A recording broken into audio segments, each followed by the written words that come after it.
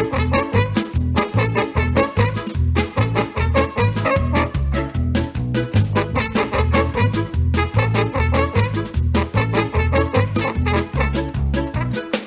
accusations that we here at the Pop Topic podcast are incapable of covering current political events in an unbiased and sensible manner, tonight's show will be taking a slightly different tack. But first, a message from our sponsors. It's always good to be prepared, for you can never know what's going to happen next. We here at Preppers and Schleppers Survival Emporium have got you covered. Whether you're facing mild political upheaval, World War III, or even a goddamn apocalypse, Preppers and Schleppers has what you need to make it through. Preppers and Schleppers. Turn your home into the Winchester. Have a banana and welcome to the Pod Topic podcast. I'm your host, Tom, and with me I have other hosts. We have to my left, Hal. Oh, I see. But no, I'm not. I'm Chief Red Patch I'm Chief Red Patch the Unsqueezable of the Blemish people.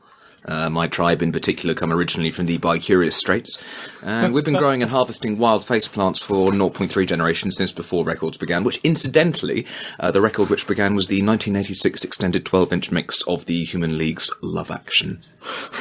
So we all know what Hal gets up to at work. No, you don't. Face planting. Define work. We also have Chris. I'm very lonely since the voices went away. Well, we're back tonight. Yay! We have Taz. I like to eat popcorn using only my tongue because it makes me feel like a giraffe. We have Beth. He said popcorn. And we have Greg. Fuck Vegemite. Yes! That's about as political as it's going to get. Never a truer word has been spoken. On this podcast, we have... Well, I suppose I'll better start saying 3 pots now. Yeah. We have one from our community, one from the hosts, and we also have our audio topics, which I always forget to mention. We draw topics out at random, chat for a couple of hours. Whiskey. Chris, Chris, I what you get? Present, Chris. We have the famous grouse Smoky Black, because I thought it sounded interesting. Racist. Unfortunately, it's obviously not the most top quality, and it does this. Well, it breaks your wrist. My God. I liked the Sounds like a trip to the chiropractors. I liked the tagline of it saying it's blended for smockiness. Smockiness. Now, before we, what once we do this, we always do that, like, kind of talking about our week and whatnot. So before anyone takes any of that whiskey, I'm going to quickly sneak in one thing I did last week, because I have a very special blend for us all to try. Oh, we're saved. Oh, thank God. Oh, we don't have a lot of it. We've got enough for like one measure each. But Heather and I went to a whiskey blending night that Chivas Regal were holding in Brick Lane. And they give you 5 types of whiskies, and they talk you through them a little bit, and then you get to make your own blend. So this is the Chivas PTP. The blend is called I Hardly Remember. That looks beautiful. We should probably get a shot of that before you decant. And I'm not going to try and get a pop on this, because Heather also did one, and when she tried to pop it, the cork broke. Oh, no. Oh. Sorry. Audio picture. Ready, everyone? And snap. There we go. Cool. Yeah. Talisker. It's all right. Santa. I hardly know. Maybe a little one. That was fucking stonking. Right, who wants some? Fuck yeah. Yeah. All right, let's have a nice some of the nice stuff. Take the edge off the Lovely. horrible stuff first. So, what's everyone been doing this week? Go on then, Beth. Sorry, you took a sip from your drink. Okay. This week, in my prepared notes, right, okay. So, basically the fireworks happened. Yes. So we've done Halloween, which was last week, we covered that. Fireworks night happened. And we went to go see the Lord Mayor's fireworks. Possibly the best kind of view that I've been at for the Lord Mayor's fireworks that we went to. The best we were show that's been put on. Yes, and I don't think I was reading into it too much. I think he was trying to do the poppies because they kept doing the green fireworks and then on top of it being red or like purple kind of colour on top of it. I think it was like, but it was all, it just, they all just went with each other. It wasn't just a melee of ridiculous colours and showmanship. It looked really thought out. So yeah, it was really, really good. Also, Tom sent me Sam and Max. I did. What? So the best, did you just hit our mic? Maybe. Tom sent me Sam and Max, which was my favourite game growing up. It's my favourite game now. On top of your bed, you've got a print of Sam and Max, haven't you? I do. Limited edition, bitch. I've ever played one. Don't mind if I do. I'm just coming out the way of the whiskey. So yeah, I've been playing some Sam and Max, and it's been massive nostalgia hits. And our mate Matt came round our house the other day, and as soon as he walked in, whilst he was still taking off his coat, he said, "Oh, Sam and Max!" So it's quite a nice, like, understand, like a symbiotic I'd never seen it. nostalgia.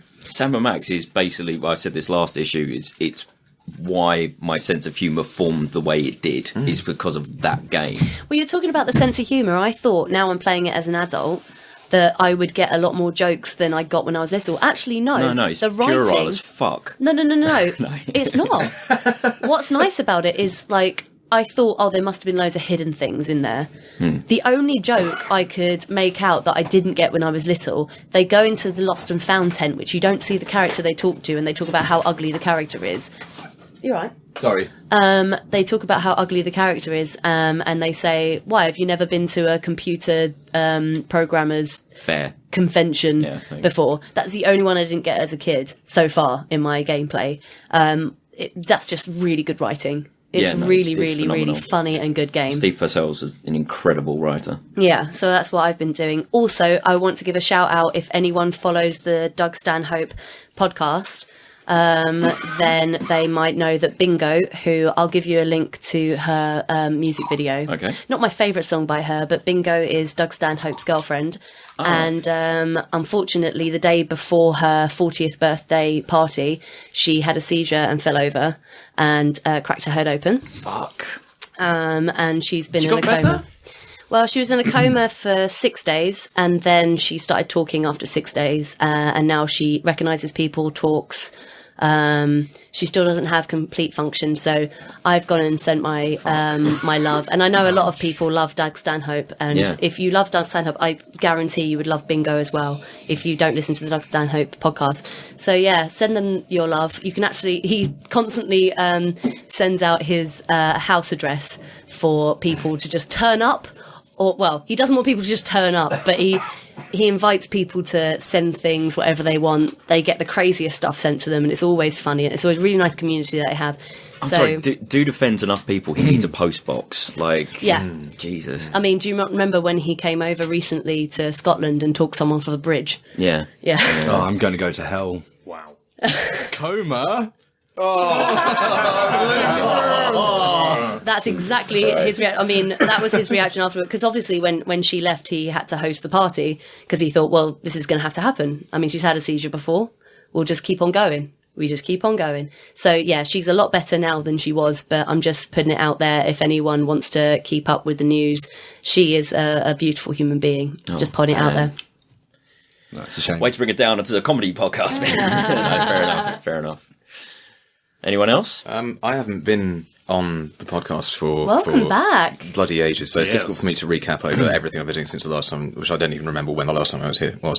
But like of note, we did the Yakobpk show with my band Talanas, which was great fun. We mentioned that briefly. Thank you for doing so. Yeah, that's brilliant. So that was a bit of a milestone for me. After that, I've gone into that weird, overdosing on procrastinol thing of like, I suddenly went like, build up and then go, screw it. Now I can eat whatever I want and just forget to train for a bit. And then, no, you can't. You're going to pile loads of weight on and then forget what you've got to do as your normal job.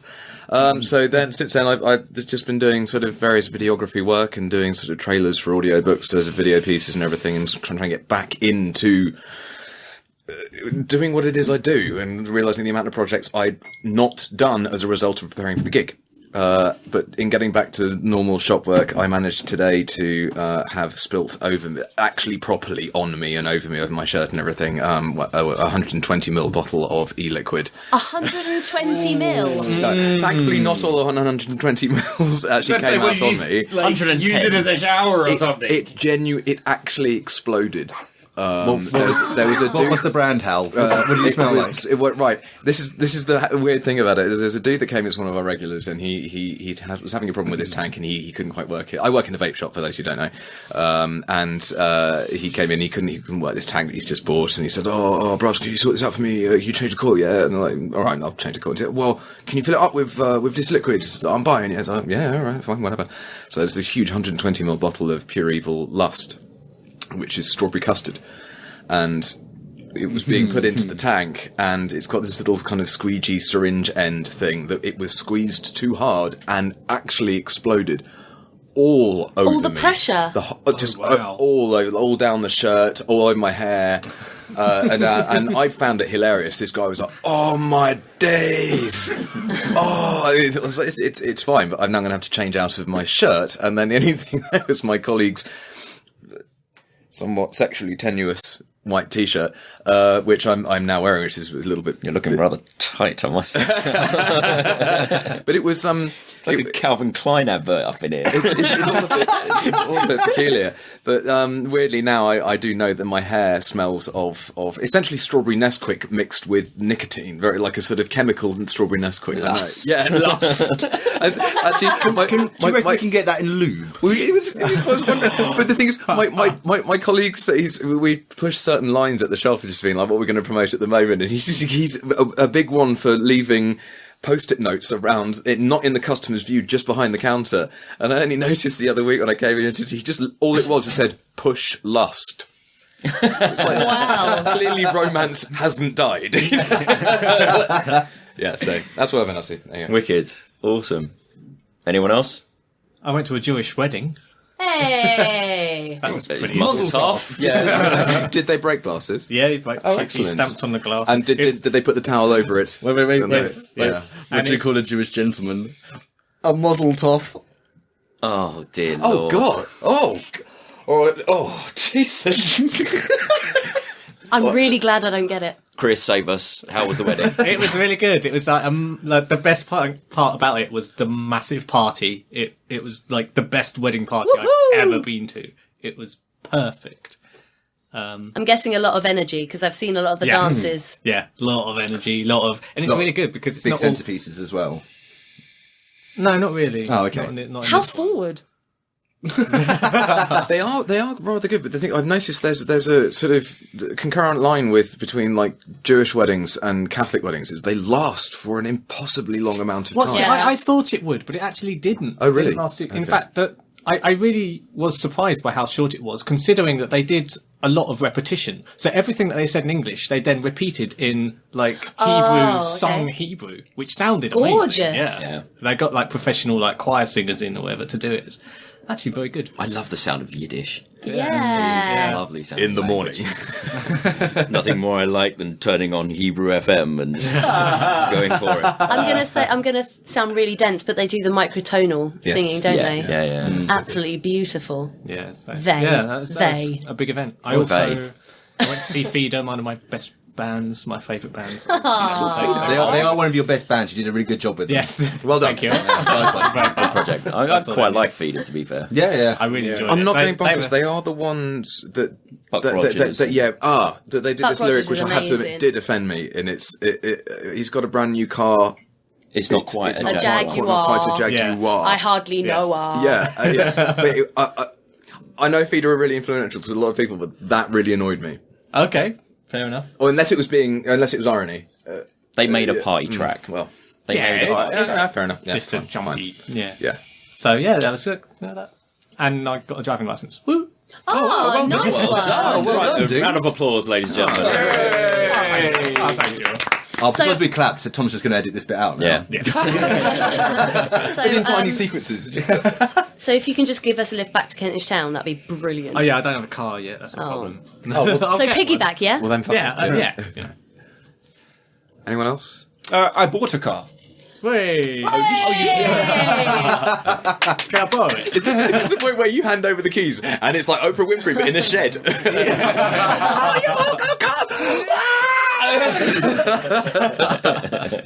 All right, Mr. One-Upmanship, tell us about your car. It's It's green. not quite a Jaguar. I wouldn't want a Jaguar anyway. I trust it's got a CD player. Yeah, but you can't drive it does not have a CD player. It's got a Bluetooth head unit. Sweet. Oh, cool. Oh, amazing! I know. So, hang on, who's on the other end? Like, who's sending the Bluetooth signal that gives you heads? My phone. Sick, man. I need to get myself a Samsung. It's a Sony. You need to get yourself a pair. Oh, you've got a Sony. Yeah, I got the Sony X5. Ah, fucking X1 bullshit. What fucked phones the off? best What ever. car did you get? Yeah. Oh, I just like some shitty green Vauxhall Astra. I don't know. It's green. It's green and it's got 4 wheels and I get from A to B. Does this mean that if you ever give your friends a lift, we can have Bluetooth fights? No. Trying to connect. Now you Aww. pair it. Aww. No, we had that already on the way here, didn't we? Yeah, Paul? I just saw Eddie's Sorry, little face. Eddie in the audience tonight. Hi, Eddie. Busy sketching. Whatever happened to infrared? I mean, is that still used with things? Do you remember the No, granddad. Yeah, sorry, yeah. No, it is. But Oh, no, it's sorry. not really for audio connections. It got and stuff buried like that. next to Betamax Well, no, you say that. and mini disc. That currently in trials is a type of films wireless on records. a kind of wireless internet where the light bulbs in the non-visible spectrum pulse, and then like obviously you've got to have a receiver. Oh, so it's wireless optical communication. Yeah, it's That's wireless quite clever. optical, I like optic that. rather. It's coming back. I imagine that will be in infrared or similar. Okay. That's an interesting idea. Quite Or- interesting. Or for the more fabulous infrapuce or something. I think mine is infrarouge. I don't know, into mouth sounds very pornographic. Into mouth. Talking about into Rouge, I was shooting bullets into Rouge people because I've been playing Super Hot. Oh, that game is. Look at that segue. Thank you very I'm much. still looking at buying that. None of you know I need what's to up. buy Yeah, it. apart from that. What's that? So Super Summer Hot. Max, Summer Max, Summer Max, Summer Max, Summer Max. Super Hot is a first-person shooter where every time you move, time also moves forward. So if you stand still, time moves very, very, very slowly. So it allows you to pull off like ninja stunts and like throwing blades across a room to Yes. headshot So- someone over there while someone's about to swing at the back of your head. You turn around, you punch them in the face, you grab the gun out the air that they just dropped, you shoot them in the nuts, and then you carry on running. So it's It does DMT, that yeah? it's basically PCP. Essentially, what it is a puzzle shooter because it sets up Yeah. each stage has like the enemies come at you in a certain way and the reaction to a certain way they see you, and you've got to figure out how best to kill them and make a good run. And so you like while time is frozen, you want to shoot slightly ahead of them so that when you start moving, the bullet actually connects with them. Yeah, and it- stuff As like Kevin that. Smith says, go where the puck is going. Absolutely, Yeah. absolutely. And the other cool thing is like once you're done, it then shows you how you replay. completed the level in real time. in real yeah. time. And some of the replays are just fucking phenomenal. I did It's one, a really good I did one idea. earlier where it was like throwing a katana through someone's skull who was 2 stories below me, who was holding in like a assault rifle, jump down onto his mate that was said right next to him, punch him in the face, grabbed his pistol out the gun, didn't use the pistol, threw the pistol at the guy at the back of the room, picked up a blunt object, smacked him, the close guy, around the back of the head with it, burst him into bloody mess, ran around. Oh, it's so good. Yeah. Oh, Oh, because then you picked up another katana, threw it at the dude, and then there's the other dude. You threw something out, caught his katana, threw it back, and it just kept going like this, and like It gets, in full it gets motion. to the point where it's like It there's looks- one guy looks left and there's 8 absolutely phenomenal. weapons around your feet, and you're just like, pick up a weapon, throw it at his face. Pick up a weapon, throw it at his face. Pick up a weapon. Slice him off.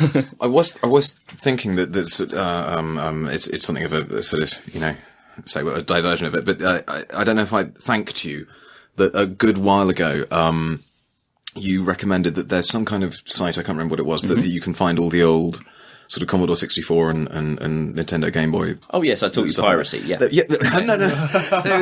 Okay, yeah, all right. But it's a particular site that does ROM. GOG. And I Good old games. And I found Fjord. We'll go with that legal one. Feud. Sorry, Fjord. Yeah, it's Icelandic Fjord. It's just deep and wet. It's called Feud, and I remember that game. Yeah, and thank you for that, because it's just a wandering monk picking up potions, and then it takes ages to kill someone, but you do it in about 2 pixels. It's brilliant. And so thank you, because I also found that on Night Quest. Welcome. So yeah, that was. But that's kind of stopped me playing Titanfall for a little bit, because but also what stopped me playing Titanfall is the fact that I'm relearning how to play a first-person shooter on a keyboard, because I've been on a console for a generation. Okay. It's so much better, isn't it? It is. It is.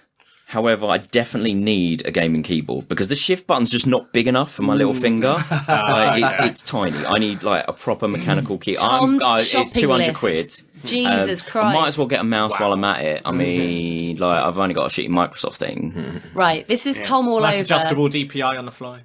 Talking as his sister, this is Tom all over in November, talking about all the things he wants to buy. Christmas is coming up. Christmas is coming up. Christmas is actually coming up, dude. No, I don't want anyone to buy this stuff on me, because it's extremely expensive and I buy stuff for myself. But our PO box number is. Our PTPPO. Well, we have to have the PTP sort of Amazon wish list, because all the best porn stars and all the worst porn stars have it as well. So It doesn't really work in the UK.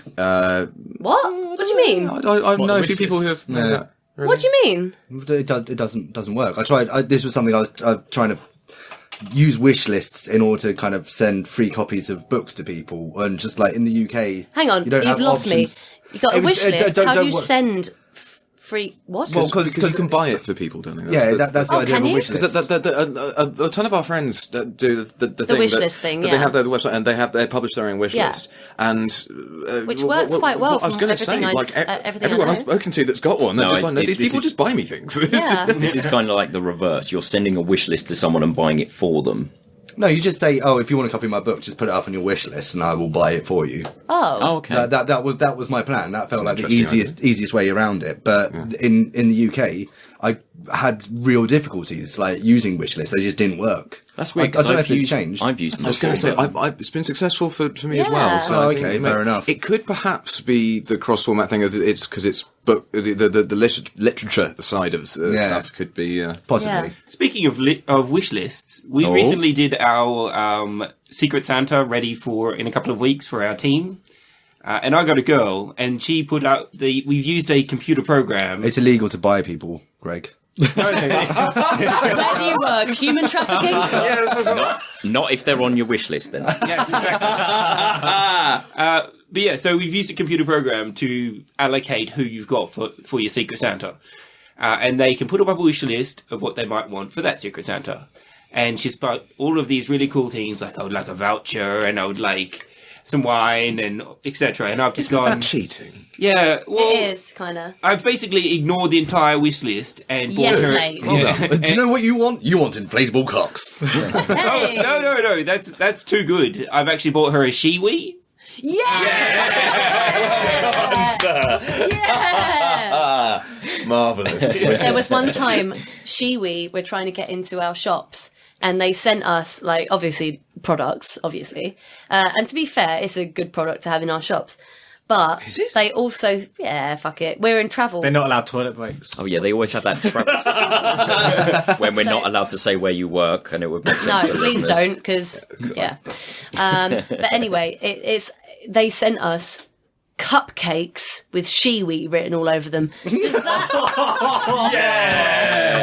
Does that actually invoke any kind of appetite? For me, Please don't be down yellow. I'm quite sure that there's a good number of people that would be like, lemon drizzle cupcake. Lovely. Yes.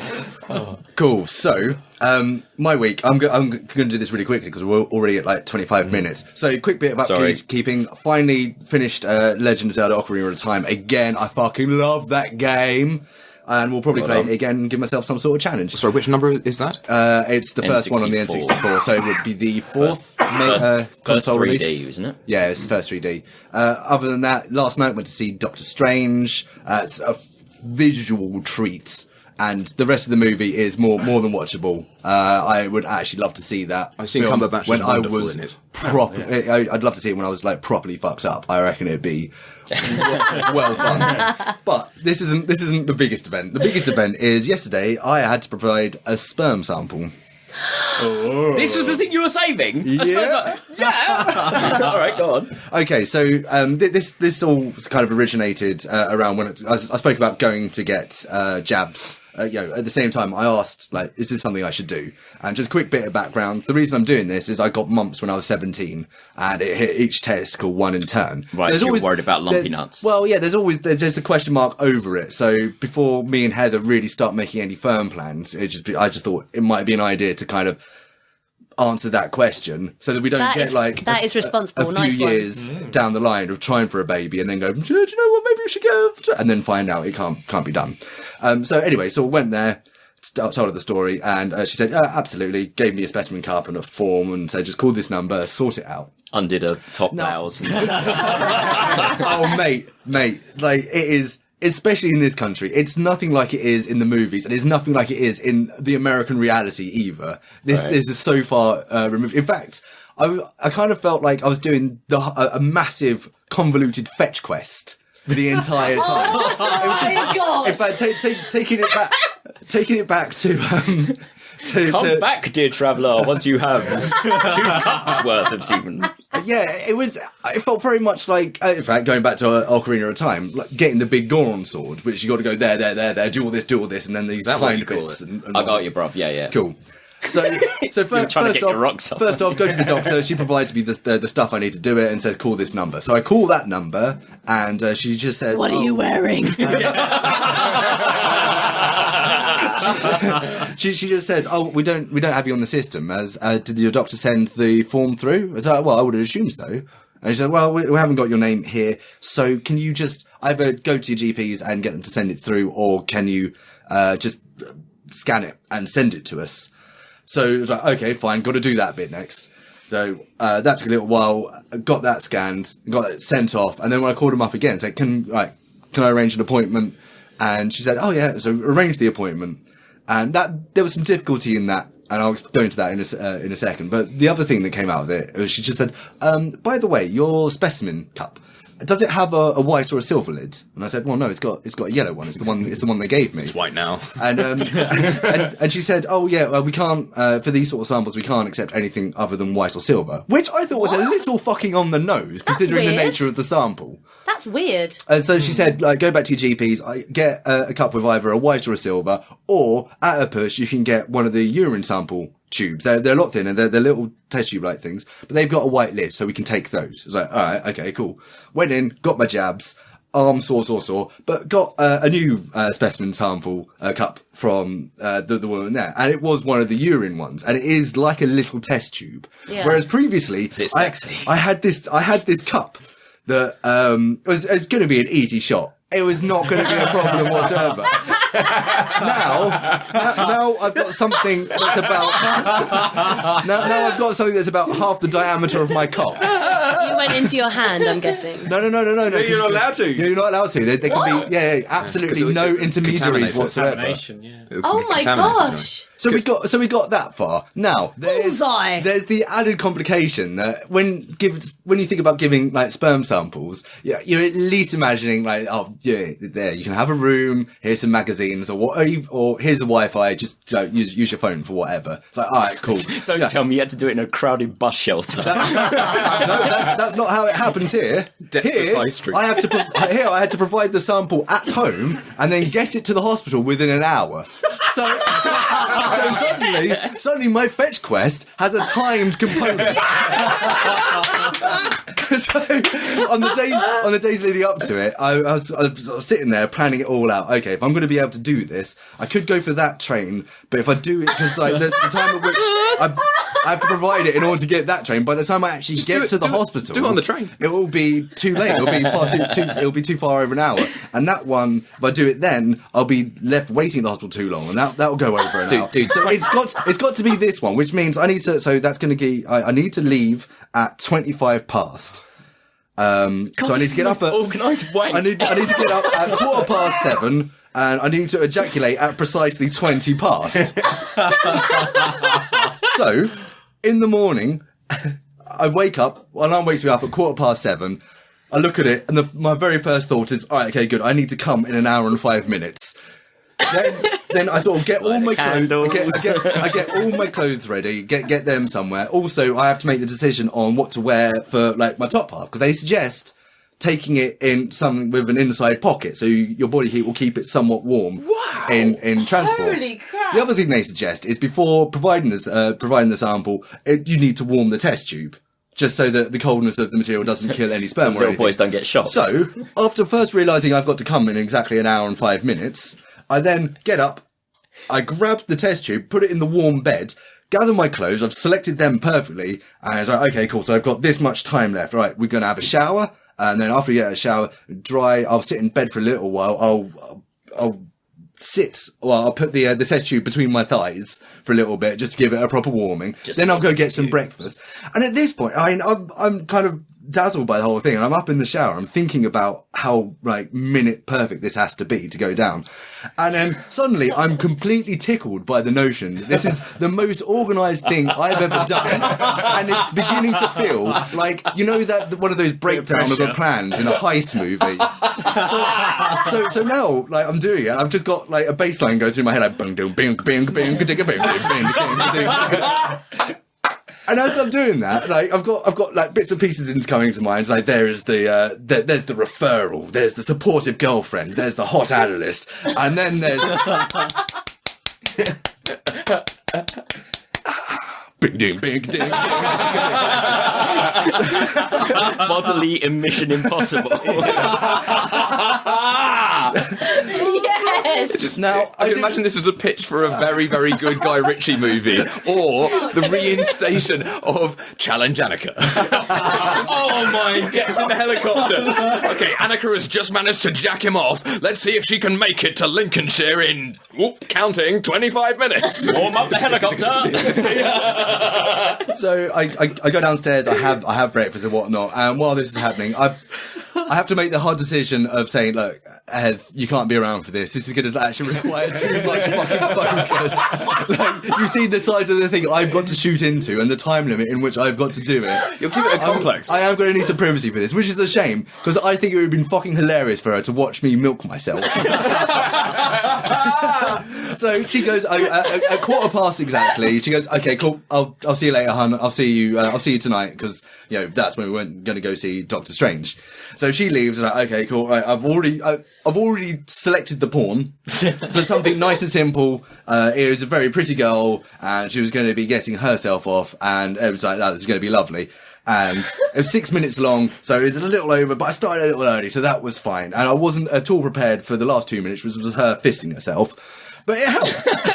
Weren't prepared. Now, here's the thing. When doing this with a test tube, you've got to keep that test tube unstoppered in your left hand at all time and warm. And then you've got to have the presence of... I went for a shot once, but then... like angling and getting things ready and in place, just kind of killed it for a second. It's a shame, dear listeners, that you're not seeing the action.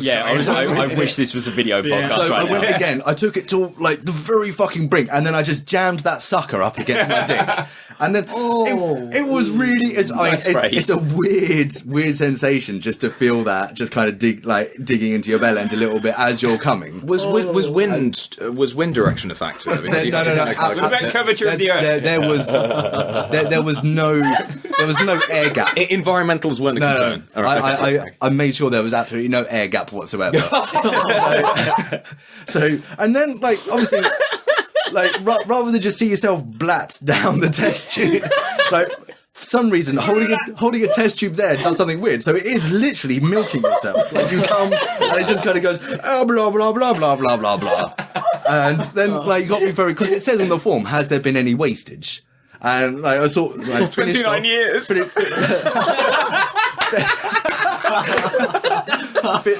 finished it off, make sure I drained every single drop I could. I went, check my dick, make sure there wasn't anything on there, put the top on, and then just went, no, on the form.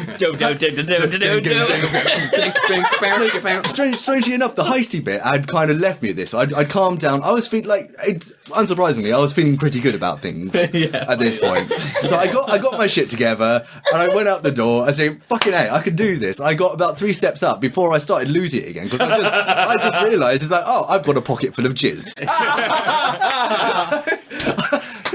I've got a pocket full of jizz and your name in my GPS. And also, I'm wearing slightly too much for the weather. Like the only thing I've got to hold this with an inside pocket is my hoodie, but that's not going to keep the cold out. So I've also got to have my raincoat over the top of that. So I'm hot with a pocket full of jizz, and off I go to the station. I love that song. And so off I go. I make it to the station, make it there with plenty of time. I already know where to stand that's out the wind, so I go and stand there for the 3 minutes. And then 2 minutes before the train arrives, knowing what it's like there in the mornings, I barge my way to the front because I didn't want to be getting on as the last and forcing my way on. And then if anyone started complaining, I have to go, excuse me, madam, no, I really need to get on this train. I've got a pocket full of jizz. So I sort of get on, that's all fine. That's quite good lyrics, that is. Did you touch in? I did indeed touch it. By the time I make it to the station, I know I'm going to be slightly late for the appointment, but I'm going to be comfortably within the hour time to get there. So I go for it. Should have taken the stairs, could have saved me a lot of time. I probably would have gone straight in, as happened. No, because if you'd have fallen over, that would have been a bad arrest. Oh, so you're right. Oh, shit. And yeah, so I make it to the cytopathology unit, and there's a dude just ahead of me, but that's fine. Like we both enter in as another dude's leaving the examination lounge and sit down. And quickly, this other dude is called in, so I just sit there reading my phone and I was calm down. Just keep making sure to keep my arm, keep the test tube between my body and my arm, just to because I want it to be viable. I don't want this to be a waste, and it does go over the appointment time a little bit, and it gets dangerously close to the hour, but it's fine. Anyway, I'm looking up, and at some point the doctor comes out and she says, "Who's next, please?" And I go, "Oh, well, that'll be me." And at this point, I look up, and in this time, more people have walked in. And I'm struggling to hold it together because I've just had this realisation that I'm in a room full of men with pockets full of jizz. So I then walk in. You've never been to Torture Garden, have you? No, wait, you have. Wicked. No, I mean, we go in, and it's all fine from there. There was this odd moment where she kind of takes a really up close look at it. I was like, oh, I mean, what's this? Is this some sort of judgment on volume? I don't know. I mean, I don't feel too bad because I don't really I never really produce a huge amount in the morning anyway. I'm more of an evening. What guy. if she recognised it? Well, no. What she Daddy? what she was looking at was the was the test tube itself. Oh, I see. They usually come in just like specimen. Well, that's what she told you. But yeah, I mean that all sorted out, and just as we left, she complimented me on my organisation. Because apparently Not nobody, your orgasm. nobody writes up the labels or does the What he the lacked form. in volume, he made for administration. Ladies. And so I mean that's all sorted. And the weird moment is like, I mean, I've spent ages trying to keep this warm, getting it here in time, and then once she's done with kind of the little bits and pieces she has to do, she just fucking slings it in one of those trays you put glasses in. And so I'm sure I'm like, She could at least have put it in a hot pocket and just warmed it in her own mouth or something. Don't worry, it's all right. The beautiful irony of this is you're doing it to get a sperm sample to see if you're still fertile. yeah. You wouldn't care for a child this much. Yeah, I mean, so after that, me having done my bits in the investigation into whether I would be able to take part in this fundamental element of maleness, i.e. shooting life out of my dick, I then decided the best thing to do was go play 2.5 hours of Pokemon Go around London. Oh, and then I went home and had a bath. And while I was waiting for the bath to pour, I figured out how to play the bass line that had come into my head on in the day. So I've got that shit on lockdown. Well, I do quite like the fact that your objection is the size of it's well, do I use the testes tube or do I use the jazz chalice? Because I think it's those little collection tubes and everything like that, and those vials and everything like that.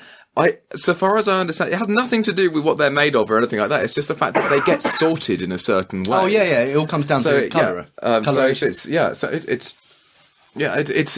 of bonkers that they had to be that specific about it. But what worries me is that if you have something with a lid that's a different colour and that's actually a urine sample, at what point, how bad has it got in a sexy health clinic where someone has actually gone, is that urine? Or is that sperm? Oh, God. So, in the stories I've heard, apparently, you'd be surprised. Thank fuck for you. Yeah. Well, I know we overrun what we did our week, but I think it's probably worth it. It's a round of applause for Sarah as well. Thank you very much. That's as good as passing your driving license. Jesus. So that was part one. Should we have a break? Join us in part two. Well, I'm going to follow the Beatles now. So, housekeeping, a wee bit of podcast housekeeping. So, we are going to start doing live streaming on Facebook, hopefully, in the near future. Oh, good. So, I will put out a shout on the Facebook page and the community to say we're about to live stream. Say an hour before we start doing it. Yeah, that's a good idea. And then we'll do it. Watch, however, it's something to do at your own risk, because there are a reason we cut out the bits we cut out. Yeah. Either they're really, really boring, or there's really or the stuff we don't want on the internet. Or Taz is getting fisted and he forgot to clench, or it's just one of those. You can't reverse a Facebook Live because then it just sounds like a cubic Hardly know. And the other thing is, quick community plea. So I am fed up of using free music to intro this podcast. Oh, but it's iconic. Bless Kevin MacLeod. Yeah, absolutely. Bless him. Who is being used in absolute Hollywood feature film. Yeah. We all recognise it when you see when you're stuck creating a sort of bit of. I mean, I've got a videography on doing these clips of things like that. Oh no, look, I'm working to a deadline. I need to fill this with suspense music. Loyalty free music. What's the first site? Incompetech.com. Yeah, and then you put that in, and then you suddenly go and watch something quite seriously, like The Avengers or something. And like it's like the Wilhelm scream. It's our generation's version of the Wilhelm scream. And that cool. clip of children laughing always pisses me off when people use that on TV. But so it's about time we had our own theme tune. Yeah. So what I'm going to say is the deadline will be issue 50, which is the next community special. Okay. Actually, no, fuck it. Let's make it issue 52, and that's our second year anniversary. There we go. So we'll do issue 52. So it's approximately 8, 10, 11 weeks you've got from the issue date of this podcast. I'll put up a date properly next issue. But yeah, if everyone fancies doing it, music, please go right ahead. Please. What we have at the moment is a 12-second intro, then Taz does his spiel, and at that point I start fading out. So you've got 12 seconds. I would suggest booming. Make it let's say the minimum 15, just in case, just to sort of. Yeah. I'm not going to be hard and fast with it, but yeah. Why break a habit of laughter? I am always hard and fast, ladies. Yeah, so little quick intro and maybe an outro as well that we can play over the end of the show. Yeah, that'd be amazing. Yeah. And even if we have little interstitial stings as well, see what you can do, guys, and we'll see what happens. Nice. You too could feature in the podcast. And as a prize, I will get a custom-made trophy sent straight to your door. Yeah. And then anything anyone else wants to chuck in for free, I'll also definitely. do that. We promise it won't be a penis. Sorry, what was that, Eddie? What if it's Rickard? You're going to send that to his Yeah, of course. I will send that it shit. internationally. We're still in Europe at the moment. So yeah, you'll get a goodie bundle from the Pot Topic crew, and you'll also get a trophy. Nice. I agree with this. Right, it's fucking overdue. Should we get on with the show? Let's do It's it. been ages. We've only got an hour left. What an honour, thank you. Okay. Get us one from the hot pot. I have a few. No, I have one. Oh, yeah, thank you. Right, so Christakis says, First host, one from him. Oh, I see. Right. Good start then. Yeah, no, I won't say how I misread that. So, if you were born in a different era, what era would that be? Ooh. I presume he means, would you want to be born in? Do we get to have like a different position in life? So, for example, the first thing that popped to my head was I'd love to you be were born in, scum like- now and you'll be born scum then. Oh, damn. I was going to say, because I'd love to be born in, like, the Victorian era or, like, the Age of Discovery, like, just before, so that I could be, like, some explorer and discover the world that, like, because at the moment, everything's pretty much... Well, in the most adverse conditions susceptible to hideous disease, discovering places... He wants to be Typhoid Mary. Either that or I could be, like, Phileas Fogg and try and go around the world. Absolutely. So are you saying Victorian or... Yeah, So Victorian. you're saying you want to die by the time you're 33? No. The average lifespan at that time. Yeah, is because like of 33. infant mortality. Well, yes, but that was brought down by Me killing all those kids. down. I wouldn't be a prostitute because then I'll probably get... Oh, but you'd make a killing, mate. You would look good in the garb of the time, I must say. And you look thank you. fucking amazing with syphilis. Yeah, well, so I've had... That told. face, no nose, beautiful, mate. Freddy Krueger? Is that like Suck my alternate cock. lyrics to your? Was it your chin, my balls? My face, no nose. Your face, no nose. I mean, I think the 60s would probably be a pretty cool time. Absolutely. That's a lot yeah. more STDs, yeah. Oh, yeah. Yeah, absolutely. But, I mean, think about all the fun you'd have getting them. I think being born in the 60s is the perfect answer because then you're a teenager in the 70s. Yeah. God no. Oh no. No? No, I was talking about being Girls kind have of... just found the pill. I hate everything about the 70s. Really? I really, and I can back that. I won't bore you with it, but I will back you up. This is precisely why I think it was a dreadful, dreadful decade, and I think it was appalling for everything. Not for acoustic rock. No, I really, I get, You do I like- know, all right, okay, but I'll make a few exceptions. I really hate the 70s, and yeah. So sorry. Yeah. It's all very brown. It's ever so brown in the fashion. Oh, of course you do. It was like the birth of funk. Yeah, I'd go further than that. It's because of I've listened to a 2-hour sort of this seminar I've had about what disco was, and it was a political movement, and it was a hideous thing. You definitely didn't have to buy into it. Many people didn't. No, I'm sure. It just seems like the kind of the boring uncle of everything that came slightly before and after. It was that in-between child that was, wanted desperately to be significant and cool and just was only ever pop in that horrible sort of flash-in-the-pan pop way. So it's kind of like the early 2000s. Sure. Yeah. No, honestly, I really do think that the 2000s actually were the 90s were, though I don't agree with my sister, she's convinced that the 90s were absolutely just completely perfect, but the 2000s I think was a real grey area for a lot of stuff. I think I find they're the noughties. The naughty, I'm so naughty. The weird thing about the noughties, it didn't really have sort of iconic fashion or iconic. It was had still the nothing. 90s. Yeah, it had nothing. It was the hangover. It was the pills come down and the hangover of the 90s, and that it wasn't positioning in the 2000 in the noughties. You're very right in saying that in the noughties they went through about popular culture in the West in the noughties went through about 5 or 6 or 7 different iterations of no, this is what we're doing now, and they consistently failed to identify themselves with a singular. A point of identity, not in the way that then again we're looking at a nostalgic and sort of historic view, but I think the noughties absolutely really didn't. It was probably just due to the proliferation of the internet and everything else. Like everyone found their own. Stayed group. indoors. They all found their own thing to identify with, and then. But I don't think anyone can categorically say that in the noughties they applied themselves to one significant movement. Not in the way in the 90s. I did. Chin chin. Let's have a drink. All right, yeah, cool. I don't know. I'm thinking. Maybe sort of Easter Island before the Dutch arrived or something. Well, that whole place was still like in full swing and kind of doing its thing and wasn't absolutely decimated by the diseases we brought. A sort of Polynesian kind of heyday. Yeah. I think that sounds pretty cool. Polynesian hipster. I was there before the Dutch came. I liked it when we could see the statue's feet. Fucking pot smoking fairies turned up. And Have you seen the videos on how they reckon they moved those? By the way, Yeah, there is now, by the way, making them walk. yeah. Well, they rock them in a sort of walking fashion. Put it side to side. Yeah, it's but the way that they're absolutely designed with the kind of bulbous stomach and everything lends itself to being able to just go.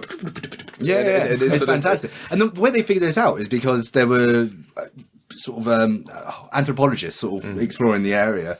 They kind of kept coming across these myths of the fact that the stones would walk. They would walk to their position, and then when they kind of dug down, they found this shape, and they kind of put the two things together. Went, oh no, wait, hang on a second, this might be sense, a bit more than myth, and it's fucking Dutch again. Definitely makes them walk. so that'd be pretty cool. Either that, or let's go right into the future and like post singularity. That I imagine that'd be fucking fascinating. Which So we've to talked be about a born couple of into- issues before. Then I've missed this. I've been posed this question a number of times, and it's been annoyingly a sort of a baited question, a sort of loaded question in the way that to give a little tiny bit of back history. My band is a sort of extreme metal band, and metal tends to be jeans and t-shirts and high top sneakers or whatever, And my band sort of refused to do that, and we dress in essentially what do you call it, a formal wear sort of thing. We come up against thank you. And a lot of the time we have people mistaking this for two things that really, really, really, really piss me off about this. One is that people think that we're steampunk, and that really aggravates me because steampunk, just for a number of reasons, is just no. Do you see a cog, bitch? Yeah, I'm not steampunk. Exactly. And the other one is that we're Victoriana. No. And to condense exactly why this is an issue, someone sent a question to the Talanas Facebook page, and it was an innocent enough question. I do understand why they're sort of saying is that it was a lovely, lovely woman. I spoke to her a lot since, but her initial question was, "Where do you get your costumes from?" I couldn't, and as much as my narcissism comes so hard as to I couldn't admit to say, in my case, next. Because we don't dress to an era other than what is extant now. And it's sartorial, but it's not backward facing sort of thing. It's not nostalgic.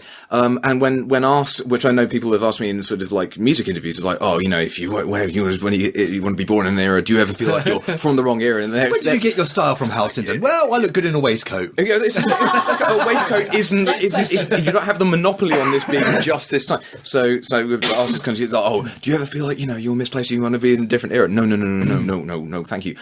If I ever feel I want to be in a particular era, right bloody now, because I can dress how I want, I can release records how I want, and I don't have I have crippling illness possible as a possibility, but I really am very, very happy. Yeah, you're not going to where we are right now. I really don't want to be in the Victorian era. We don't know what's going to be in the future, but now this is the best It's that we are wicked, looked it's after. great. But as everyone has Absolutely. just said, but I say everyone, but a lot of people, the first thing as the retort to the question of if you ever wanted to be in a certain, well, who am I in that era? Yeah. If I can choose my Yeah. status, Exactly. Oh, yeah, then absolutely. I mean, if I was a Victorian era, yes. If I was aristocracy and I had but even then you'd be fucking crippled by guilt. No, screw that. care I wouldn't be back guilty. As long as I can be in aristocracy and be the first person to invent a functional condom, then wonderful. Absolutely yes. great. I wouldn't die of syphilis and gonorrhea. All done. Yeah. Fantastic. That's not saying I'm going to have gratuitous amounts of sex, but I'm going to have gratuitous amounts of sex with people who don't know how to shave properly. The interesting part about that is, as you said, like, we are in the best. It is the best that it's ever been. Yeah. But we're the first generation that we're going to be worse off than our parents. Financially, yes. Financially. I don't think that's. I It agree. is. Because a lot of. Because I agree. like, our parents are going to reach the age of 80, 90 years old as a sort of normal standard death age. Well, it means that a lot of the wealth is going to be used up in their retirement, and then going to be passed down not to the actual children, but I think grandchildren. But then you're bringing absolutely up right. you're bringing up more things as if the children of people that have earned a lot deserve their money. But then wouldn't that's you a also whole different hate, question. But wouldn't you also? Sorry, but you're right in the sense of let's say what we see coming. But let's say on a circumstantial basis, imagine if you'd have been born in 1900, I was born in the age of enlightenment and an industrial age that is absolutely beaming with progress, and you've been born in 1900, and then suddenly, as you come of age, you're drafted into the First World War. That's true. And then let's say you're born in 1910, 1920 sort of thing, the next step as a child is that you're going to be then drafted into the Second World War. So I do understand where Greg's coming from, though. Oh, I do. Yes, because no, I understand. It's it's almost impossible for our generation to save and to buy our own houses. But our parents didn't have. I need a new keyboard. I need a new mouse. Shut up, money bags. I have to say, I disagree with the idea that buying a house has I to agree. be a thing, because that's very recent. That's not the That pinnacle only- of grown-upness. The idea of everyone must own their own house only came around in the 50s, I think it was. And we also do have the ability to communicate with our peers and then refuse their calls, which, because let's face it, our parents had to pick up the phone and then ask who it was. So I think we're doing pretty well. We can see on the screen going like, Mum, I love you, but I'm really mad. I'm having a wank. Yeah. I mean, but no, I do get what Greg's saying. One of the biggest symptoms of this is our parents' generation. They could, like, one member of the household could buy a house and support a family on the wage of unskilled labour, which, you know, as much as we could go into that, let's not.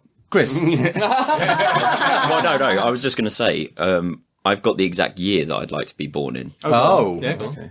I'm going to rip off Ninja Sex Party for this one. So I want to be born in 69-49, so I'm 20 when the sexiest year of all happens, 69-69. Yep.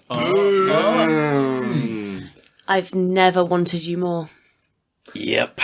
Thank you, Ninja Sex Party. Incestuous. I'm I was sorry, going to I've make a got- joke there, but I figured, like, just need be to say- straightforward. That'll I am do. loving the fact I'm in a swivel chair because I can do the over the shoulder into the mic. Smog. It translates so well in audio medium. Absolutely. The unfortunate part is that by the year 69-69, we're all going to be asexual anyway. So, Yeah, that's true. yeah. Too bad. South Parkness, we're We're all just all going to be the same colour. However, go and watch the Ninja Sex Party video 69-69 because it actually addresses exactly that. Really? Yeah. Anyway, It's a Chris, dick revolution. Oh, brilliant. Right, there we go. Chris, you got one for us from Sophie's Choice. Sophie's Yes. Choice, the community chest. This is from Aussie Dan, All right, mate. and he says, Is "Why it not did-" Kiwi Dave? No, it's Aussie Dan. Same diff. Yeah, Aussie Dan. He says, "Why did Daz go to download?"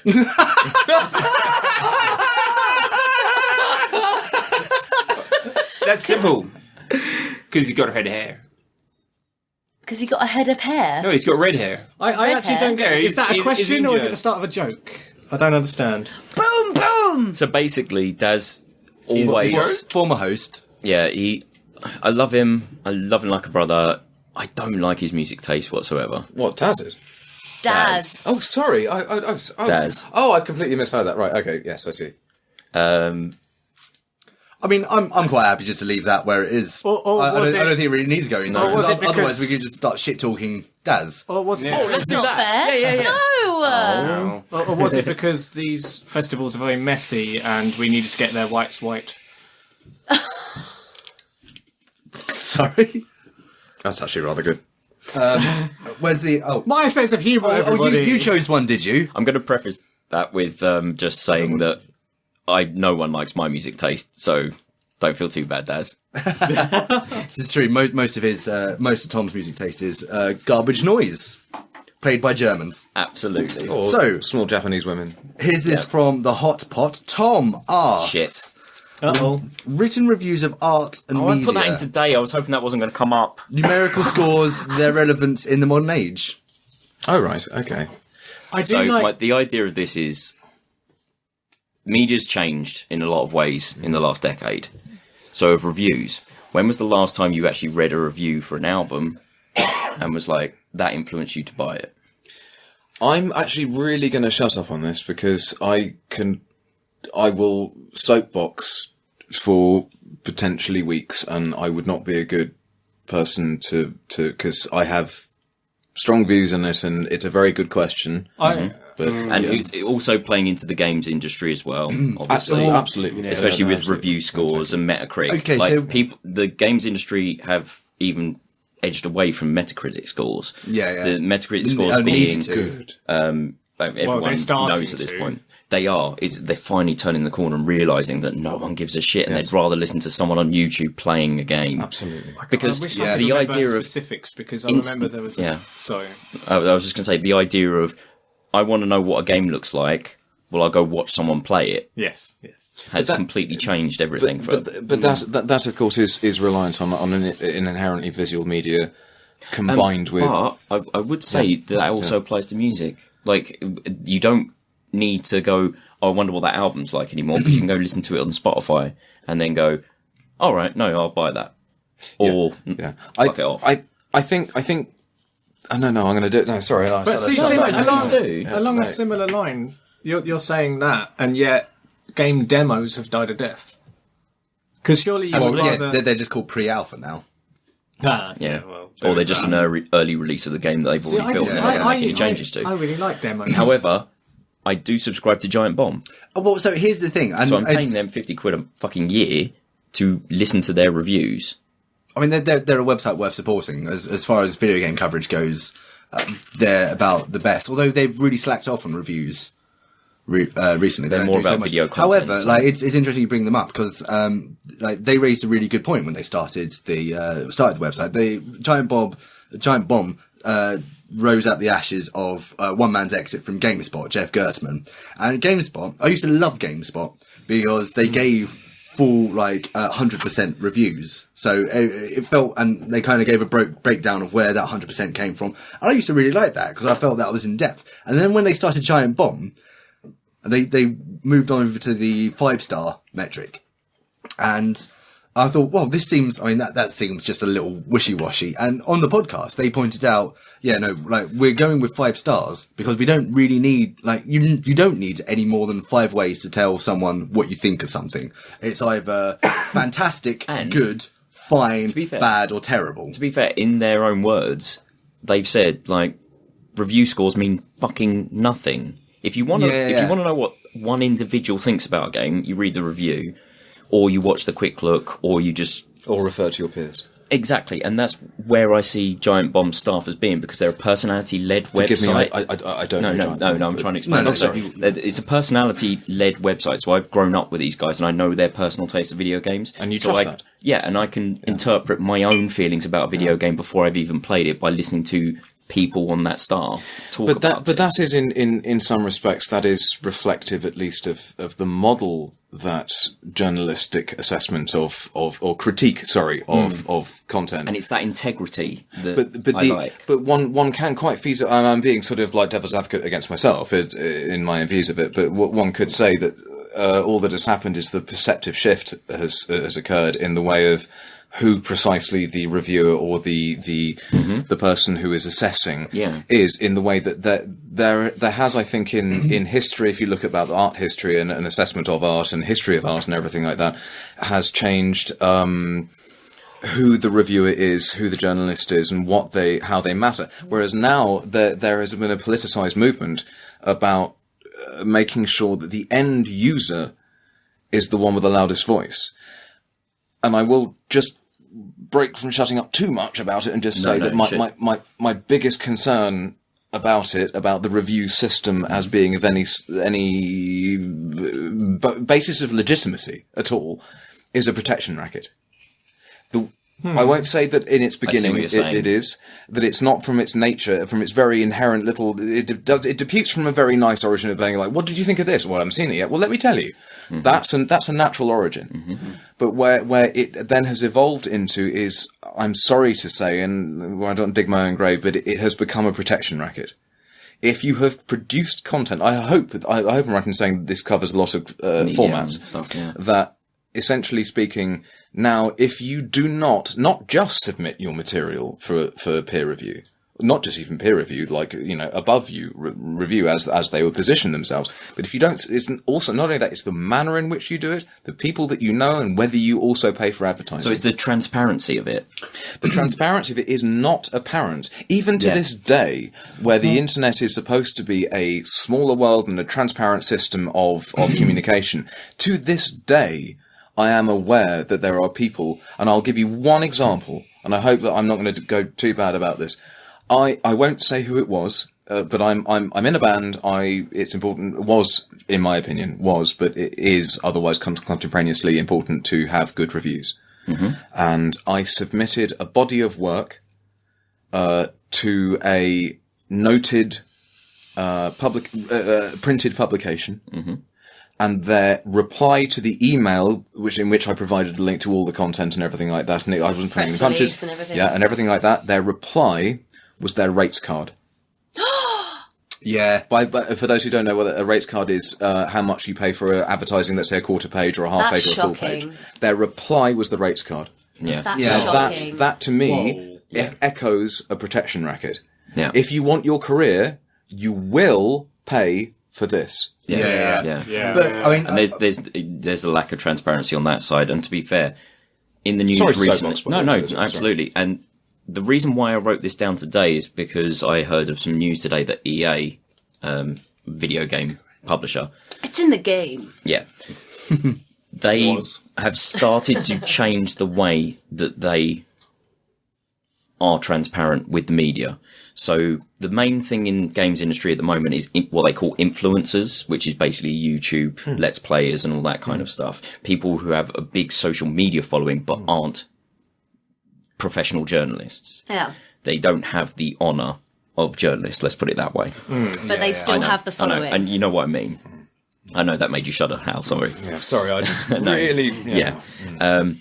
It's like having a degree in being a politician. This has kind of come out the back of No Man's Sky, which was a big game where they... massive controversy. Yeah, Is this so this it was- recent false one that you can... promises. Yeah, it was... explore a universe, basically. Yeah. Well, I'm not going to get into the nitty gritty of it, enjoyed but basically it's a big hoo-ha at the moment within games publishing where there's not that transparency where people have provided not only a copy of the game, but actually monetary compensation for a review. Well, that's And there's inherently not, wrong. Yeah. that is wrong. And EA, bless them, bearing in mind EA, like 15 years ago, massive. they were the evil empire. They were. They were fucking awful. Why is that, sorry? I'm not going to go into that. That's a podcast in and of itself. But they've come out and they've said now there is 2 layers. Well, this is the proposal. They're working out the nitty gritty of it. But the proposal is that they will have every single piece of media that they have provided a review copy for marked and also hashtagged and all this kind of stuff as EA supports. And then anything that they have given monetary value to, anything they have given them produce, such as marketing materials, anything to Any do with persuasive factor. exactly anything that's above transport from an office to them so they can show the game or whatever. Anything above that is now hashtag EA what's it called? No, advertisement. Right. Okay. So they've kind of got the idea As in non-partial. Sorry, as in impartial, I should we say. have paid this person to say this to you. Yeah, I see. And it's kind of a 2-level So system. that's the transparency. The problem is there that there's not that in between of we've just sent someone marketing material without actually asking for it. Yeah, but it's still going to be on But- their platform, so they're still going to have the same amount of reach. No, this is on everything. This is on YouTube. This is on. But one must separate bias from shall we say lack of objectivism, and I think this has to come into review. That the what I have noticed in at least in submitting, my apologies, I'm dominating slightly, but it's just that when it comes into review and when it matters about the success of a product. Oh, wait. Sorry, this is a comedy podcast, so just quickly. Review, more like review. Am I right? Carry on, Hal. Okay, thank you. I do want to bring PewDiePie into this. Oh, I didn't get a chance to laugh. Sorry. What one has. You get my one sarcastic clap. Okay, Carry on. What one has to consider is that when you open up the forum from, let's say, remove it from qualified journalists and go into base level peer review or sort fan of base. or fan based review. What that also in our climate now about sort of like the internet and everything like that is what it also opens it up to. Let's say, in the best of intentions, a content provider, be that EA Games or a record label or a theatre production company or whatever, Book publisher. yeah, publisher or whatever. And they go, well, why don't the fans vote as to whether they think it's good, and therefore you can base it on that because I identify with the people who are receiving this. The problem is then you're having a contest against trolls. Yeah, absolutely. Because we've all seen how the voting principle happened about vote this model to be the next face of Calvin Klein, and someone gets ugly Ed. Oh, there's a reason why Rage Against the Machine was a Christmas #1. Precisely that. And Power of the people. But Power then of the again, troll. to counter my own point about it, is because there has never been a system. I mean, we're all chasing this idyll of bring the power to the people. There has never been a situation where merit has equaled success. So it's actually completely abstract. So the idea that a review or anything like that will absolutely equal. I mean, bearing in mind, Appetite for Destruction by Guns N' Roses was panned by Kerrang when Is it that first the came new out. one? It's 1986. Their first ever actual Welcome to proper the LP. Jungle and everything like that. Oh. It wasn't their first ever album. It was their first full Did release. Kerrang exist back then? Jesus, yes, I never absolutely. knew. Yeah, and in 19, I believe I'm right in saying in 86 is that when that was released, Kerrang gave it 2 out of 5. You're kidding. And Damn fucking right, that's a shit album. Oh, okay. I agree. And then I think it was something like just short of 10 years later, they then rescinded that and gave it 5 out of 5 because it's a classic album. Because a lot of the fan base said, Because I love this. Pretty much everyone said Kerrang! We stand for integrity and verisimilitude. But do you see what I mean? So, Yeah, no, absolutely. So nothing can work on that model, and the whole thing is that what you're now fighting is, whilst it's great to have YouTubers reviewing something, what you're also fighting against is trolls. Yeah. Cool. Just to jump on with that, right? With the crowdsourcing interviews, crowdsourcing reviews, the problem we always get is 90% of the reviews, the reviewer is either gonna 5-star or 1-star. Very few Because people they're so passionate. bother doing. Yeah, absolutely. Very few God, it's people like bother doing TripAdvisor. yeah, absolutely.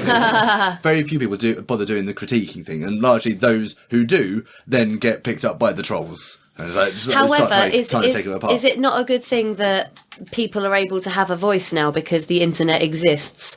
So there are people that maybe don't have a journalism degree because some of them don't really deserve it. I see. For me, I don't know that it really matters. The way I approach. So these exactly. sort of So why things- is one person's voice bigger than the other person's voice? Because you respect them.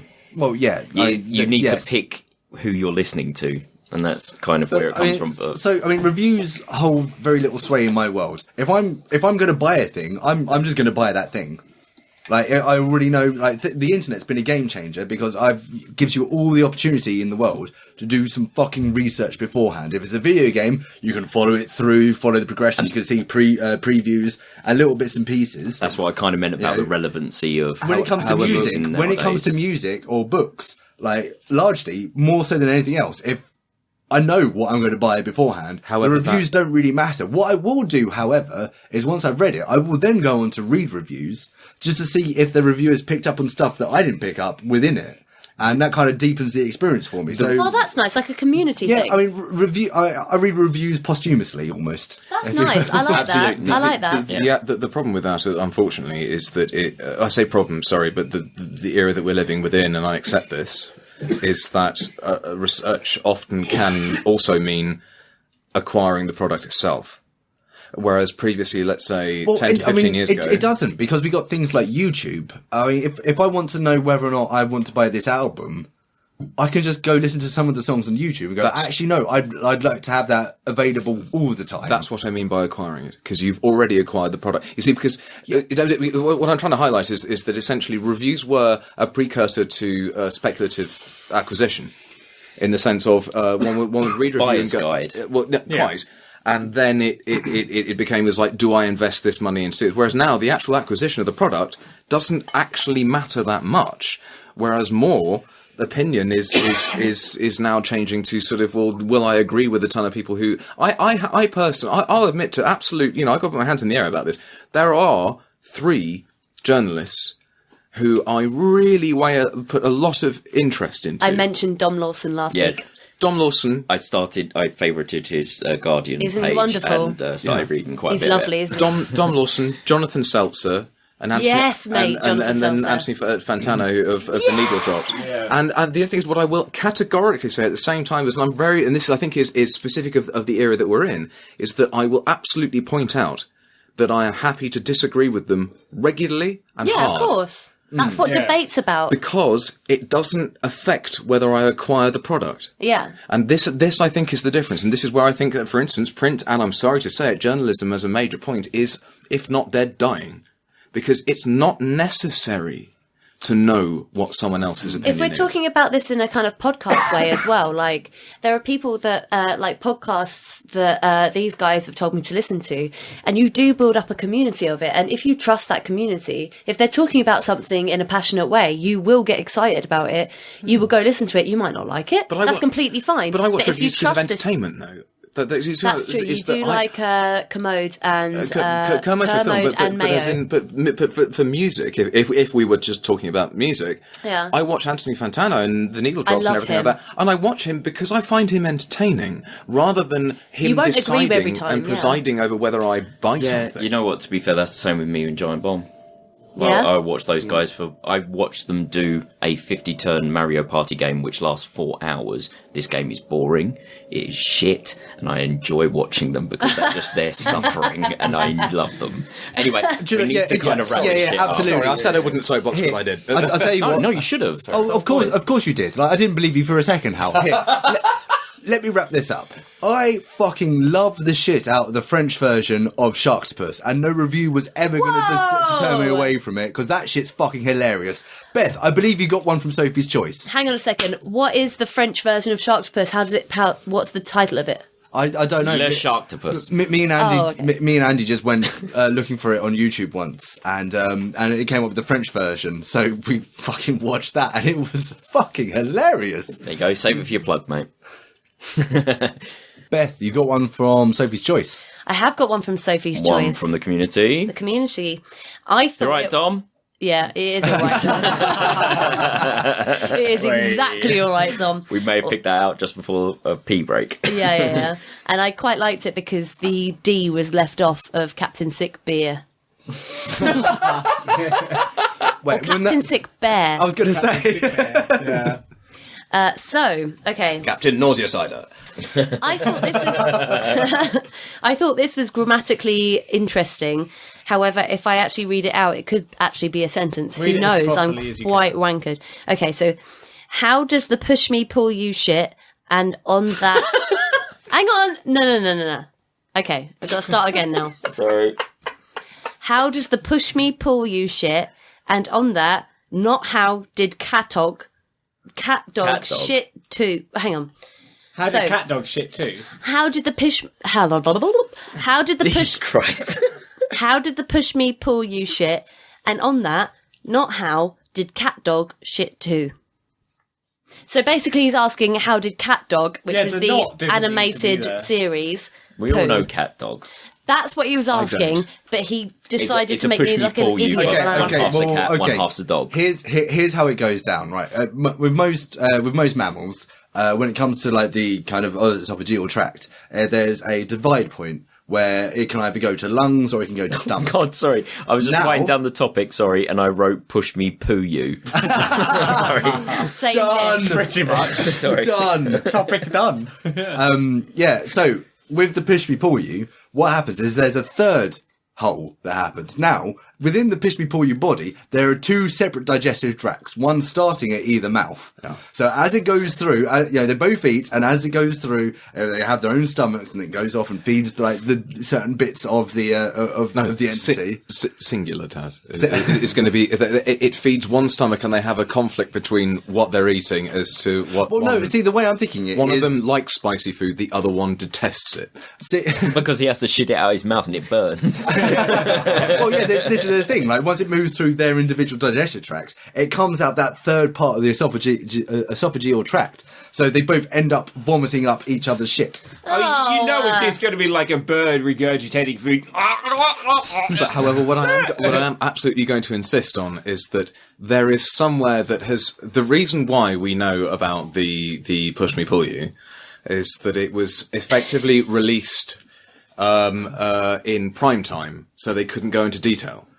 So what we're missing is that where, if you can imagine a cow, where the udders are is just off center, but effectively back a little bit within the sort of genital, sort of that sort of area, but mostly covers the chest. What you're missing from a push you, pull me, pull you, is the cloaca, which is dead center in the Pushmi-Pullyu, which expels everything,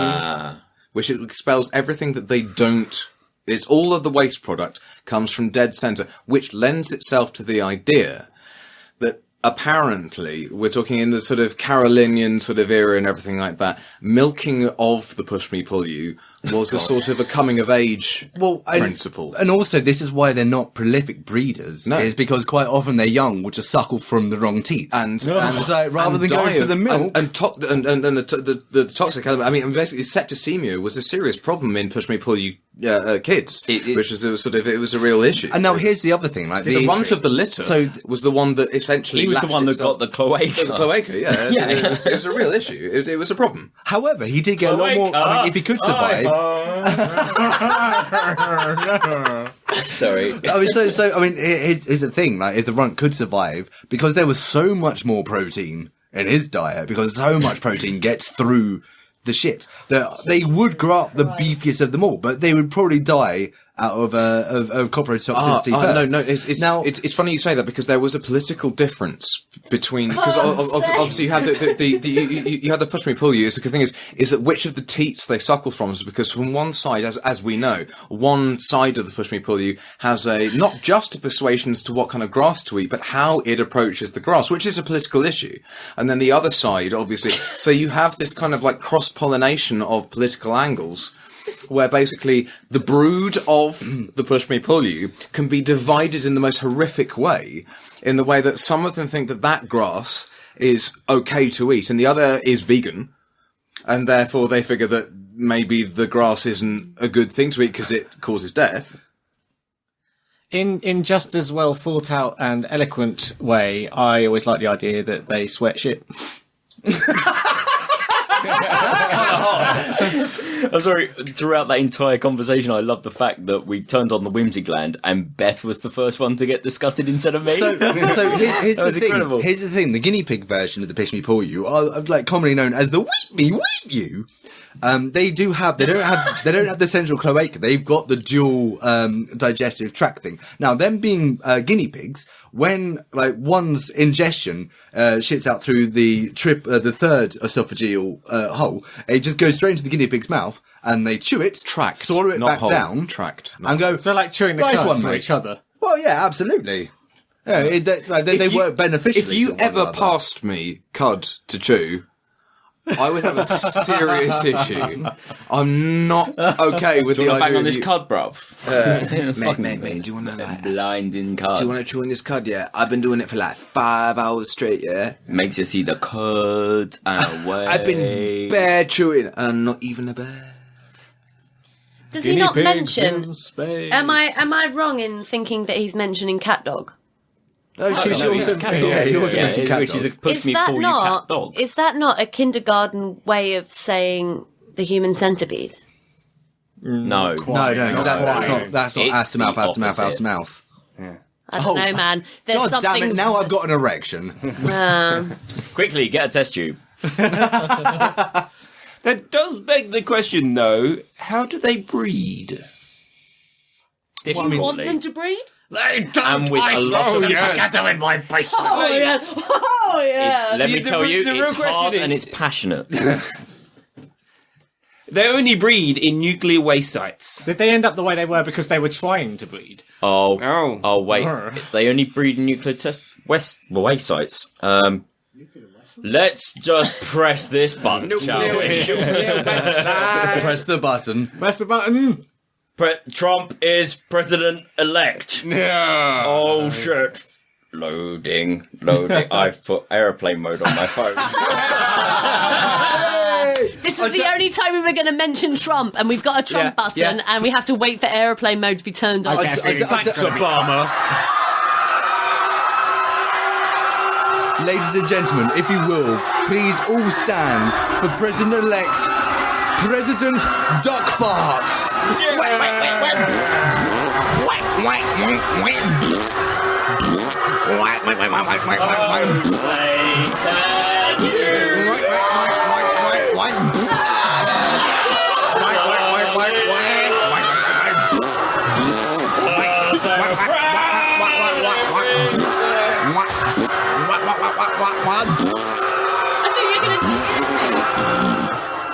I think I shit myself. I don't care if that's treason. He's a fucking waste of space. It's not treason. You're not an American. Oh, do you know, this is... It's not treason because you Okay. got free speech. Fifth Amendment, apparently. So, all right, okay. Let's do Trump a little bit here now. I really want to set it Regular hair on listeners, fire. regular long-term listeners might remember there was a point. I can't remember. I think it was sort of early on-ish. It was definitely within the first year of the show where I We were at the learned. sawmill. I learned that Trump was running for president. Listen back to On that air. issue. It's not 2012, isn't it? And Taz ran away into the corridor to scream his hilarity at that prospect. But it was 2012. And this is why you shouldn't come to us for accurate political commentary. I never knew about his former runs. That I was don't all know, entirely man. new to me. I don't know. I think we have more accurate political standpoint than he does. So, Bias, maybe? I mean, I think. Oh, we're fucked. Oh my god, are we fucked? Now, here's the thing. I mean, there's the part of me that kind of knew it was going to happen because, like, I'd already gone through Brexit and thought, it can't ever happen, and then it did, and it was fucking hilarious. Because at this point, you've got no other recourse but to laugh. Listen to that podcast as well. Yeah, that's not a Don't, funny podcast. don't. And this time, I went to bed going, do you know what? He's definitely going to have it. I know he is. Do you know what my first response was? And he's good- My girlfriend told me, Rita, and I just went, oh God, the podcast is going to be amazing when that comes out.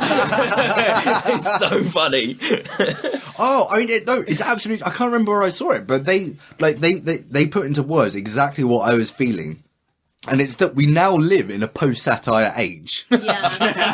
No. We live in the most satire age. We now have so many jokes for at least 4 years. Well, America's being led by a giant Trump. Of course. Hey! Giant Well, no, this. nuke missile, whatever. We have the best nukes. Oh, the best nukes. Oh, we got all the nukes, but the best ones. No, he. We have the nukes, but we don't have a wall. I need a wall for my nukes. Build a wall of nukes. Oh, can't reach the nuke button because T-Rex hand. Maybe we'll ask this lady next to me. No, she's a woman. no, she's a woman. No, No, can't have that. no. I hit the mic with my T-Rex hands. Is she more than an A cup? Let me tell you, I went She to see doesn't one of the have any nukes. I went to see one of the nukes, and then one of the nukes was fantastic. That one nuke was actually so fantastic. the best nuke. I wanted to. It was the best nuke. It was only a nuke that America could grab, and I grabbed it. I grabbed that nuke by the pussy because it was a fantastic nuke. The only- it was the Right, most guys. wonderful nuke in the world. We may have to get it back to the topic at this point. No, it's all right. It's all right. It's just There are no topics. There's just Armageddon, dude. Right, the only way to stop Trump hitting the nuke button is if you put abortion on it.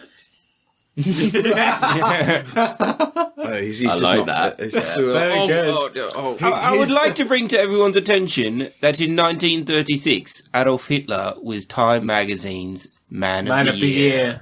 You should have been But an no, artist. but hang on. I read a little deeper into that, and it's like it's not that they were advocating that he was proposing good things. It's just that he was so influential. No, he was a heterocentric, heteronormative, non-identifying cis male that needs to have his rights respected. And quite frankly, I think the fact that you're bringing it into discussion is really offensive. And Well, you can eat a whole bunch of Was dicks. that Godwin's Tofu. plea bargain? fucking all right. So we got Breitbart in the corner over there. Anyway. I'm just going to non-platform you now, okay? Anyway, I'm just Captain gonna stand up. Captain Sickbeard, Pushmi-Pullyu using cat dogs, Captain shits through their Sickbear. cloaca. There we go. Sickbear, yeah. Cloaca. I think the Secret pronunciation is cloaca. Captain Sickbear.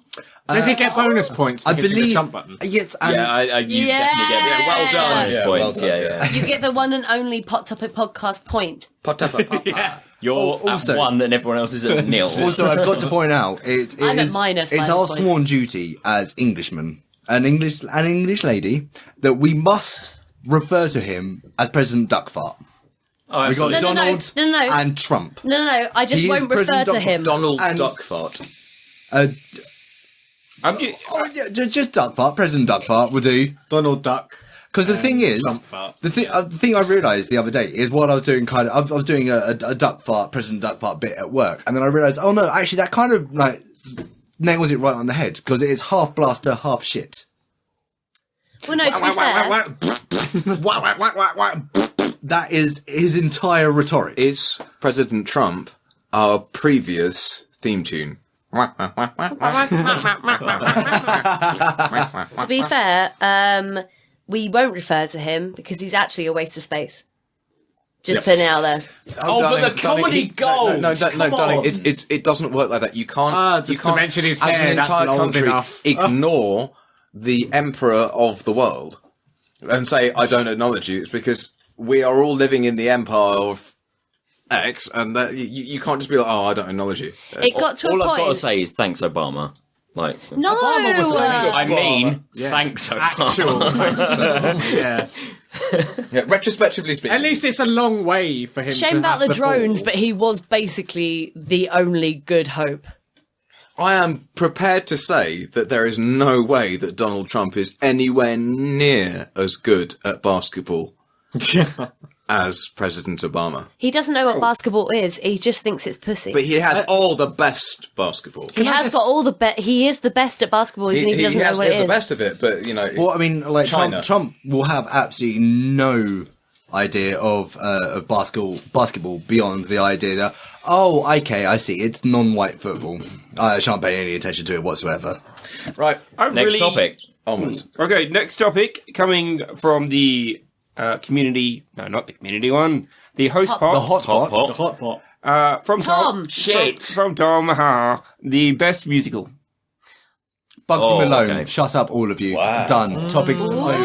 No. It is Bugsy Malone. Hang on, whoa. That's Or- a good answer. It is a good answer. but May it's I not ask, true. sorry, are we defining operetta? I don't Oh, it's a don't music know. play. But no, it does fall into It's a music play, so yeah. No, I have no, to say, it does. How, It is. No, Right. I'm saying yes. at this point, although it is an operetta, things like Oklahoma and it's like will fall under the musical banner.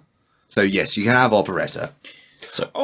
There's one called Syphilis in New York at the not just present Rent? moment. Did you dream this, Greg? No, I actually saw an advert for it was going on for like 12 weeks, and it was a musical called Syphilis on Broadway. I reckon that would be You could quite a just good say one. to any listen- random word out the dictionary and have a Broadway show about it, couldn't you now? Oh, of course you could. Oh, no, mate, no, there's, sorry, there's so much going on. off-Broadway. Yeah, absolutely. Oh, there's so much going on off Broadway. Off-Broadway, So if you're talking about best musical, then that's shortening it to a certain particular era. But This is however, confusing because there's a lot of people in this room that I know hate Totally. musicals. and I'm one of them. But Really? however, I thought you did, Tom. I Absolutely despise not. I've musicals. written 4 for my best musical. You're fucking joking. No. I'm going to throw my hat in the ring and say I always, throughout growing up, I always enjoyed Oliver, the 60s one. The film. Oh, never. Are you meaning the never film, or are you before meaning has the- a boy asked for more. Well, the It's film. a musical. The musical film. That's a lie. I count that. Yes, as- but- lie. Fine. however, Chris, as a Nickelback fan, your opinion can be accurately Oh, come and comfortably on. discounted. Not fair. no, I think that's y- actually the- totally fair. It's not fair. I mean, I've got the proof here. Look at this graph. Anyway, Everyone's allowed to like something shit. no, not Nickleback though. Oh, come on. Lay off him. No. Right, so Get on your soapbox. Right. If I'm honest, Oliver, fucking wicked. Oliver's amazing. Come on. Bill. No, I won't. I think Sykes. it's terrible. That's Oliver- a performance in a good musical, I'll grant you. But, Exactly, that's why I'm bringing it up. But what, yeah, but you've done it. That's like saying that, for instance, I don't know. It's like saying Citizen Kane is bad because you don't like the performance of the accountant. Citizen Kane is City Kane. Citizen Kane is based on the amazing story Danny, and performances. Sorry, yes, that's the semantics. I'm trying to provide a reverse analogy. That's Either way, you I qualify get what you're at best, but Sorry. However, But I'm not judging I agree Oliver on with one Chris. song. Can we just do a quick play-by-play each person? I've already done first. I've already done Bugsy. Bugsy Malone. Okay. Spam a really lot like at a Bugsy. push. Oh shit! I forgot about Spamalot. I love Spamalot. Beth. The music in Spamalot I didn't like. I did really like Spamalot. However, it was just because it was bringing up nostalgia. It Sorry, wasn't not actually... Spamalot. Avenue Q. Sorry, carry on. Shit, that's pretty good as Moments well. of Avenue Q. Not all I've of never the seen songs in Avenue it, Q. though. No, come back to me because I grew up in drama school. It's a bit of a library I'm going Okay, through. well, I've written down. Great. Go on, Greg. See, I've only watched a few musicals and not liked any of them. Cool. I can understand. Because Yeah, most of them are fucking cheesy as shit. Yeah, like, come on. Definitely. Do you know what? When you spend enough time with you, Greg, you forget that you're a reasonable person. But thank you for thank you for reminding me. And as an unreasonable person, I'm going to have 4. So I've got The Producers. I've never seen it. Fucking Mel Brooks, motherfucker. And Germany. There's a I reason why. performed it. I've never seen it. There's a reason why Blazing Saddle is my favourite film of all time. I Yeah, love boy. Mel Brooks. I love his humour. Oh my god, Men in Tights. No! We're men. We're men in tight I'm going to say tights. Producers is the musical he produced. Yeah, that's true. Rather yeah, than yeah. the Just, films I with happens music to in have it. a music. What are your number, other 3, yeah. Tom? Cannibal the Musical. Oh shit! Matt Stone and Trey Parker. Yeah, that's fantastic. When they were in college. Did you actually That is see amazing. Mormon? And my Book of third Mormon. selection is Book of Mormon. Book of Mormon. That was my light bulb earlier. And my last one is Silence the Musical, which is Silence of the Lambs. The I musical. can You're smell fucking her joking. cunt. Was she a great fat big person? Ba, ba, ba, ba, ba. Oh, shit. That's pretty much the tongue-in-cheek kind of. It's She puts perfect. the lotion on her skin. It's the perfect. Or else she gets the hose again. But to be honest, if I had to pick one, it would probably be Book of Mormon. Cool. Book of Mormon was good. It was really How? good. But the producers, oh fuck.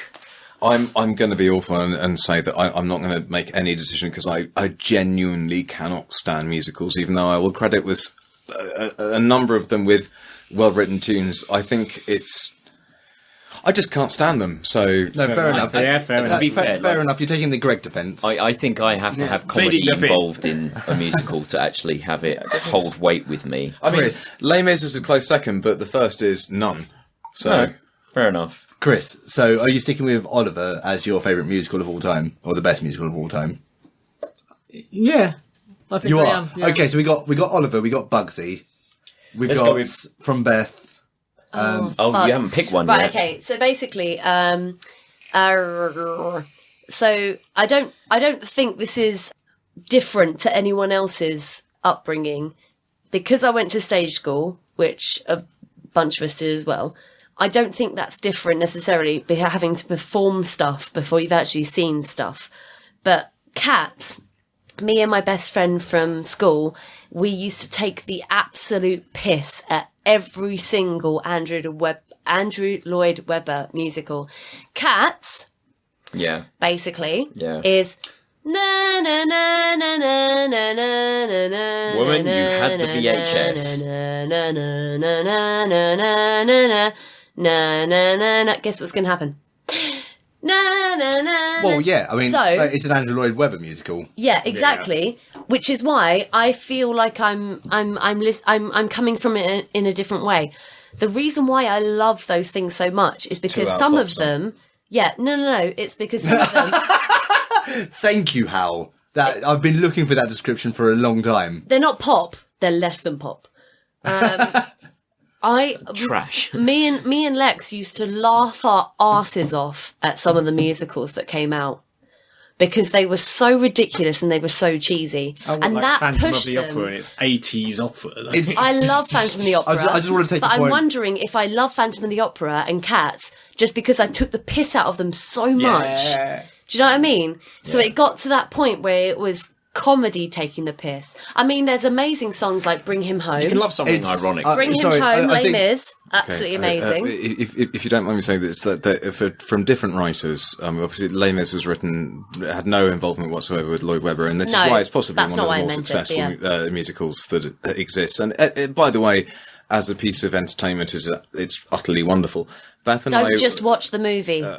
Yeah, Don't just watch the absolutely. movie, Beth please. Beth and I were. I was involved. Trying to shorten this as much as possible. I was involved with a friend of mine. Is the other Hal? There's three of us that I know of, and the other one is Hal Fowler, and he's married to Kim Wilde, and he for a while in the mid '90s was genuinely. all. It was honestly, seriously. In the nicest way possible, in the most genuine way possible, he was really hot property within the West End, within all musicals. And he was, next to Michael Ball, was one of these people that was asked to begin a musical as the lead part. And he did Martin Guerre, which is the precursor to Les Mis, as in you have Jean Valjean, he's a mistaken identity and everything like that. And Beth and I sort of refreshed on what Hal could do, and he's a wonderful sort of tenor, well, baritone as well, but tenor.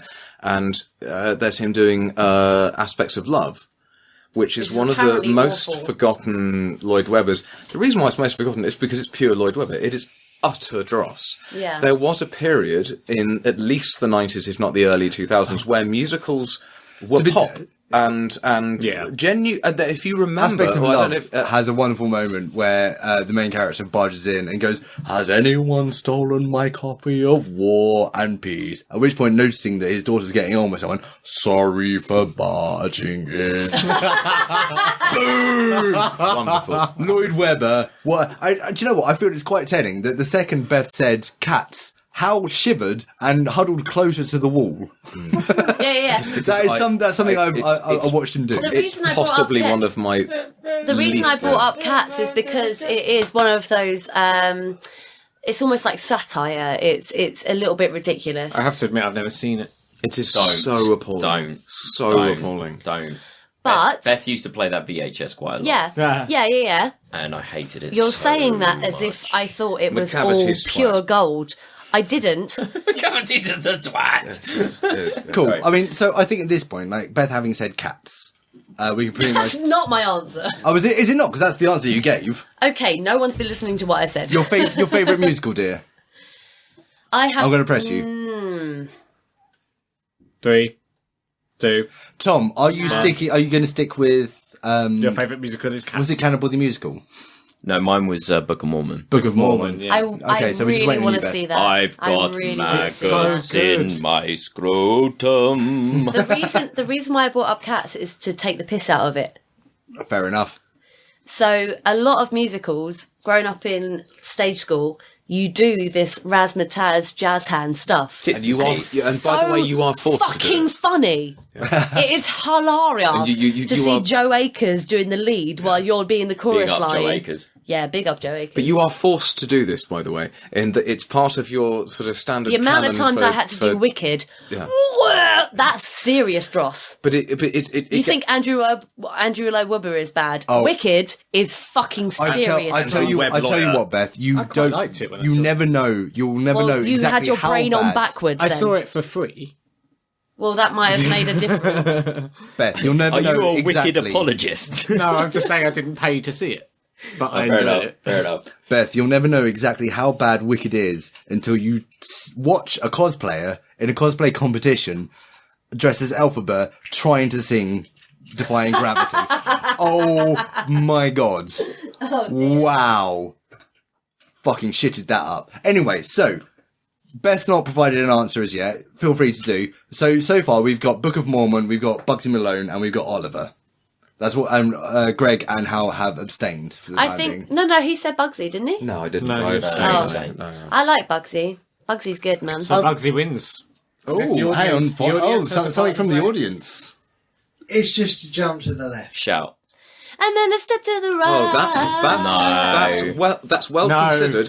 But I no. still think it's as annoying as essentially a musical it's like asking one artist to do. Rocky I'll tell you Horror what, for the listeners that weren't listening to that because they probably didn't hear it. You are all going. You're right. One artist is going to now basically musically narrate EastEnders. Right. Do you think that And Rocky it's- Horror is annoying because the fans are annoying? No, I just honestly I don't share. Because I think O'Brien's- it's actually, in itself, is actually very good. I don't piece share. Of music. I don't share O'Brien's All right, so- musical perspective. But I enjoyed Rocky Horror, wrapping this except up. for a couple of songs I didn't like. Wrapping this up, can we agree that tortures, musicals are like tortures in that, for the most part, they're terrible, but every now and then one comes along that's so well thought through that you can't help but go, No. do you know what? That's pretty fucking with impressive. us- song or two. One honourable mention, Jerry Springer. Ah. Yeah, no, that was pretty who funny. was it that wrote that? That was Stuart Lee. Stuart Lee. Yeah. Stuart Lee Stuart Lee. was the writer of that. However, I do have to bring this up. We brushed upon it. I think, if I was understanding, there are some fucking amazing tunes in the middle of some terrible musicals. Bring Him Home in the middle of Les Mis is a fucking Give you that. tune. Yeah. It is immense. And also in Oliver, there are some amazing tunes in Oliver that people have butchered over the years. But However- really, Just sing Oliver as an overall. actual, and as an actual piece, it's amazing. Unfortunately, Or do you just fancy Ollie Reed? Yes. unfortunately, a song or two does not a musical make. Tom, I believe you've got an audio topic for us. Yeah, so this is going to be one from Kai.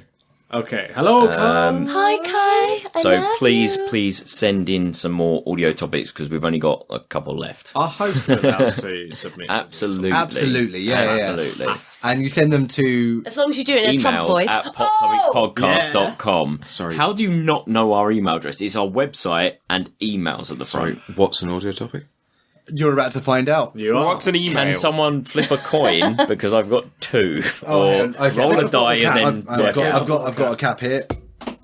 And that is... Number one. Face up, so it's called that one. Right. So this one's from Kai. Can't hear anything. Hang on. All right, I've got another one for you. Cool. Worst song by a great band. Oh dear. All right, you're listening to my pick right now. See if you can guess who it is. That's Queen. No, Is it's it? not. Go on, No, have a it's guess. not. That's Queen. That's not Queen, is it? It's fucking Queen. Queen. I'm a big defender of 80s synthesized Fucking love Queen, Queen. usually. You know, they did some really good stuff in the 80s, but fucking hell. This song was not one of them. Oh, God, it's like the cheesiest thing I've ever heard. Anyway, yeah, that's my suggestion. Have fun. Oh, bless. So that was... I didn't recognise What, it at all. was it worst song by the best band? Or Yeah. Hal will Oh, have something. that's difficult. That is difficult. Hal, do you care to start us off? No. Well, fair enough. What's your worst song? Oh yeah, no. Wait, let's go around the table, Chris. Jesus. Yeah, but you don't like my taste in bands. Yeah, but it doesn't defended you. matter. It doesn't matter. Your favourite band, worst song?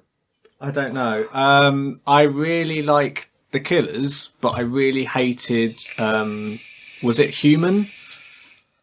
Like, are we human? Or are we done? dancing? That's the worst song. What the too. fuck? Like, exactly. That's my point. That was so bad.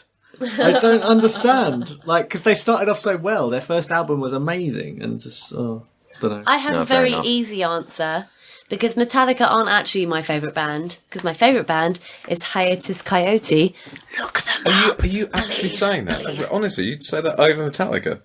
I love that, and well done. That's fantastic. Have you met That's me? good. No, I know. I know, darling. I came to the gig with you, but it's just that I've came inside you, dear. Yeah, but Metallica aren't my favourite band. But Jesus Christ, are they the table? I don't know. Oh, fuck yeah. I am the table. I am the table. How have I not heard? Have you? Oh, really? you don't want to hear it. Oh, okay. Well, Just go on Metallica YouTube. did. I mean, Metallica did an album with With Lou Lou Reed. Reed. I hate Lou Reed. He's Oh, dead I've now, heard about unfortunately.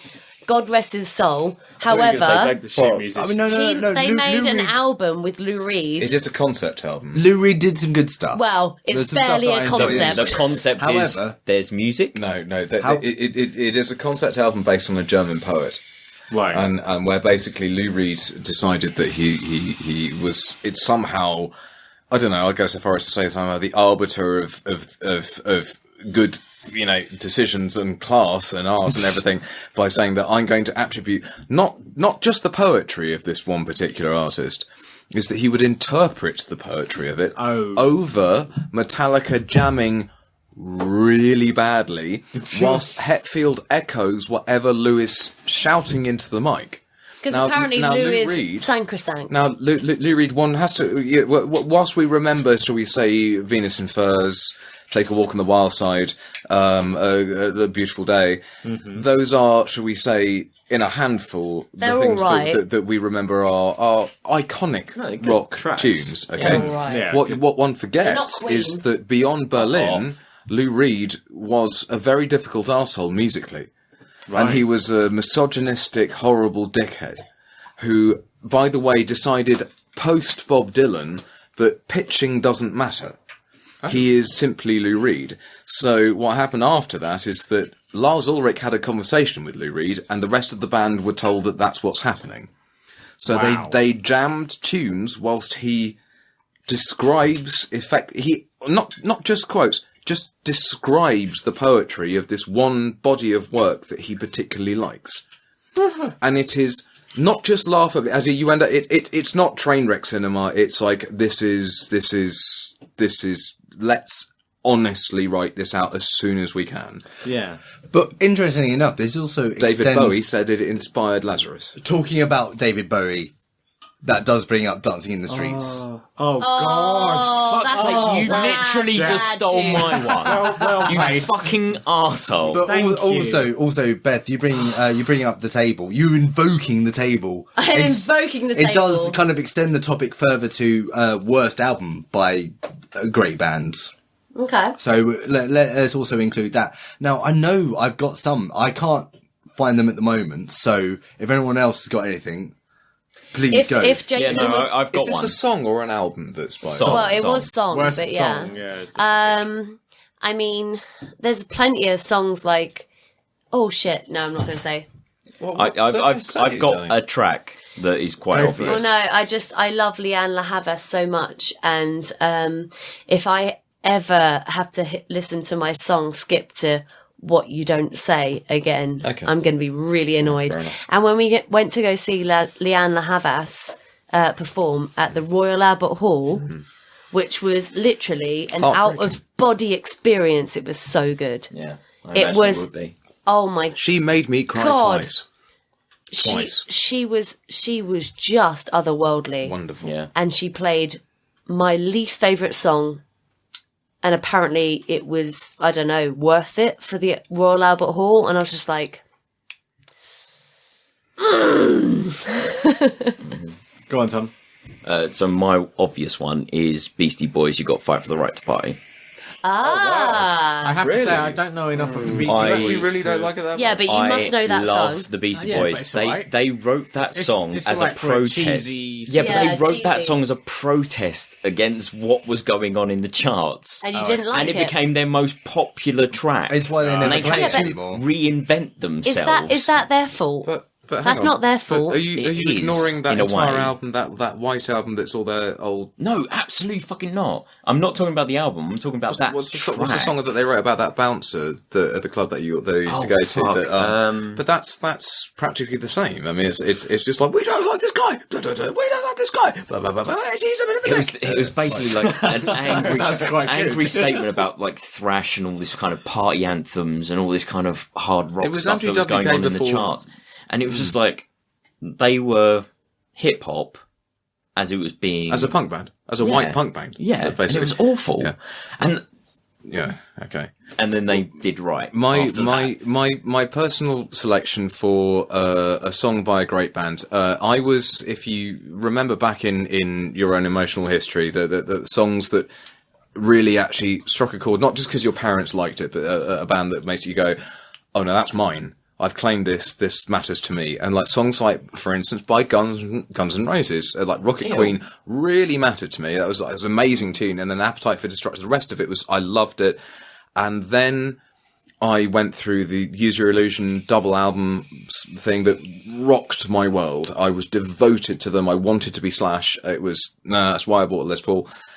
After Use Your Illusion, I don't know why this happened after that, I discovered Lies, which was pre-Appetite for Destruction. Yeah. And on Lies, there is a song called 1 in a Million, where it's a song that works melodically, but Axl Rose goes on a tirade that will rival Trump, where he just says, and in particular, you can bleep me out here, it's immigrants come to our country and spread some fucking disease. Sorry, did you say Trump?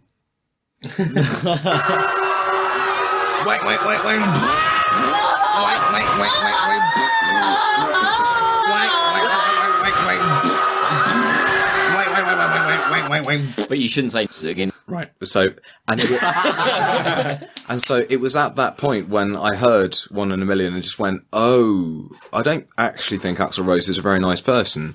And no, really? Yeah, no, it took, honestly, I'd hero worship to that point. The oxygen sniffing twat bag that he is. Well, Michael Jackson was in oxygen tanks. Yeah, he's a twat bag too. Yeah, no, sure. He had some actual talent.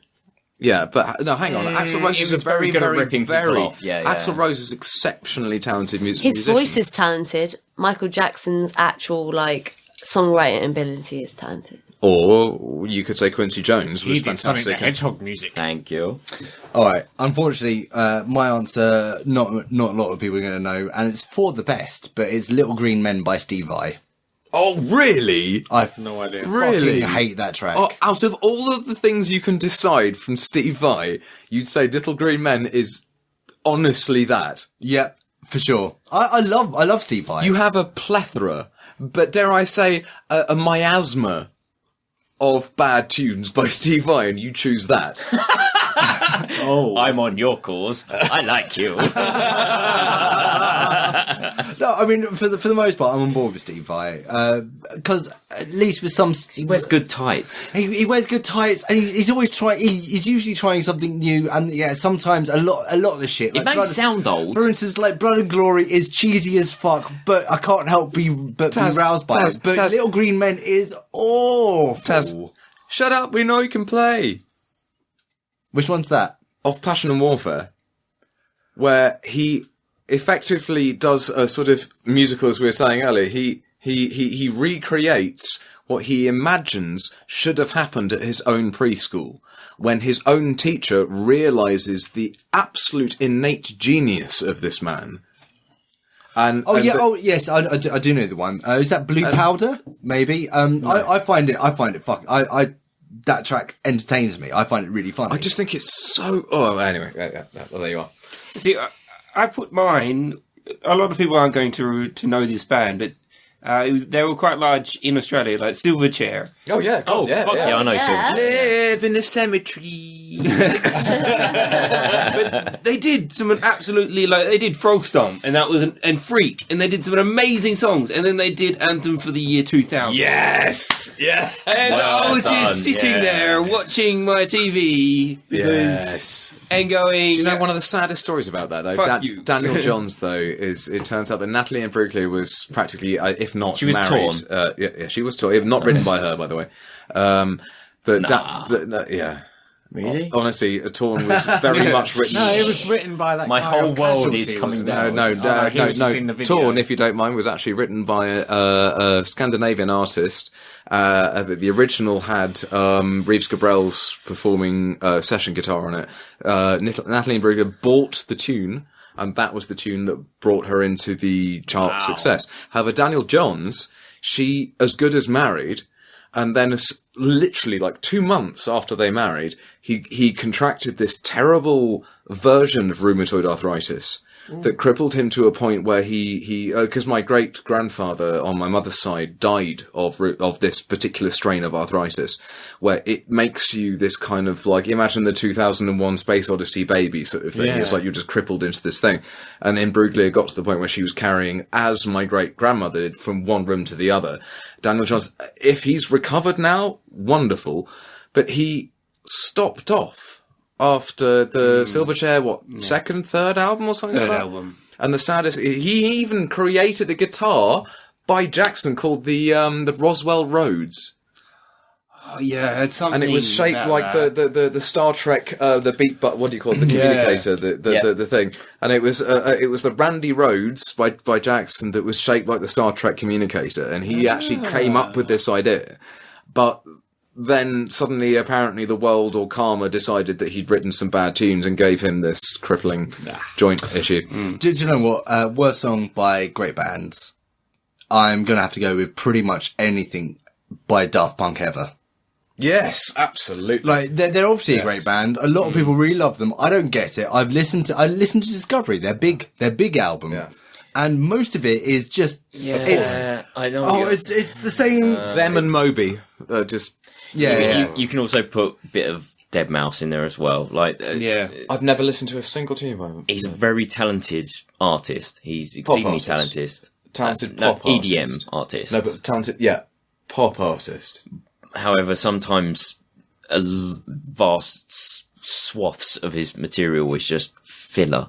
Well, in which what I case, mean. we're going off topic in the fact that these are supposed to be the worst songs by stop bands it. we like. I actually do like Deadmau5. I believe, didn't you say worst songs by great artists? Yeah. Worst song by the best band. Oh, by the best So bands. pretty right. much anything by Justin Bieber.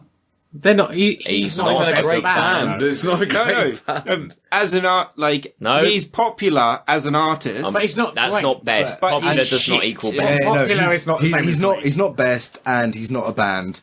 Fuck him, because he's a little cunt. Yes, absolutely. That's entirely. Can I get a second? No, apparently No, not. apparently not. Queen of shit.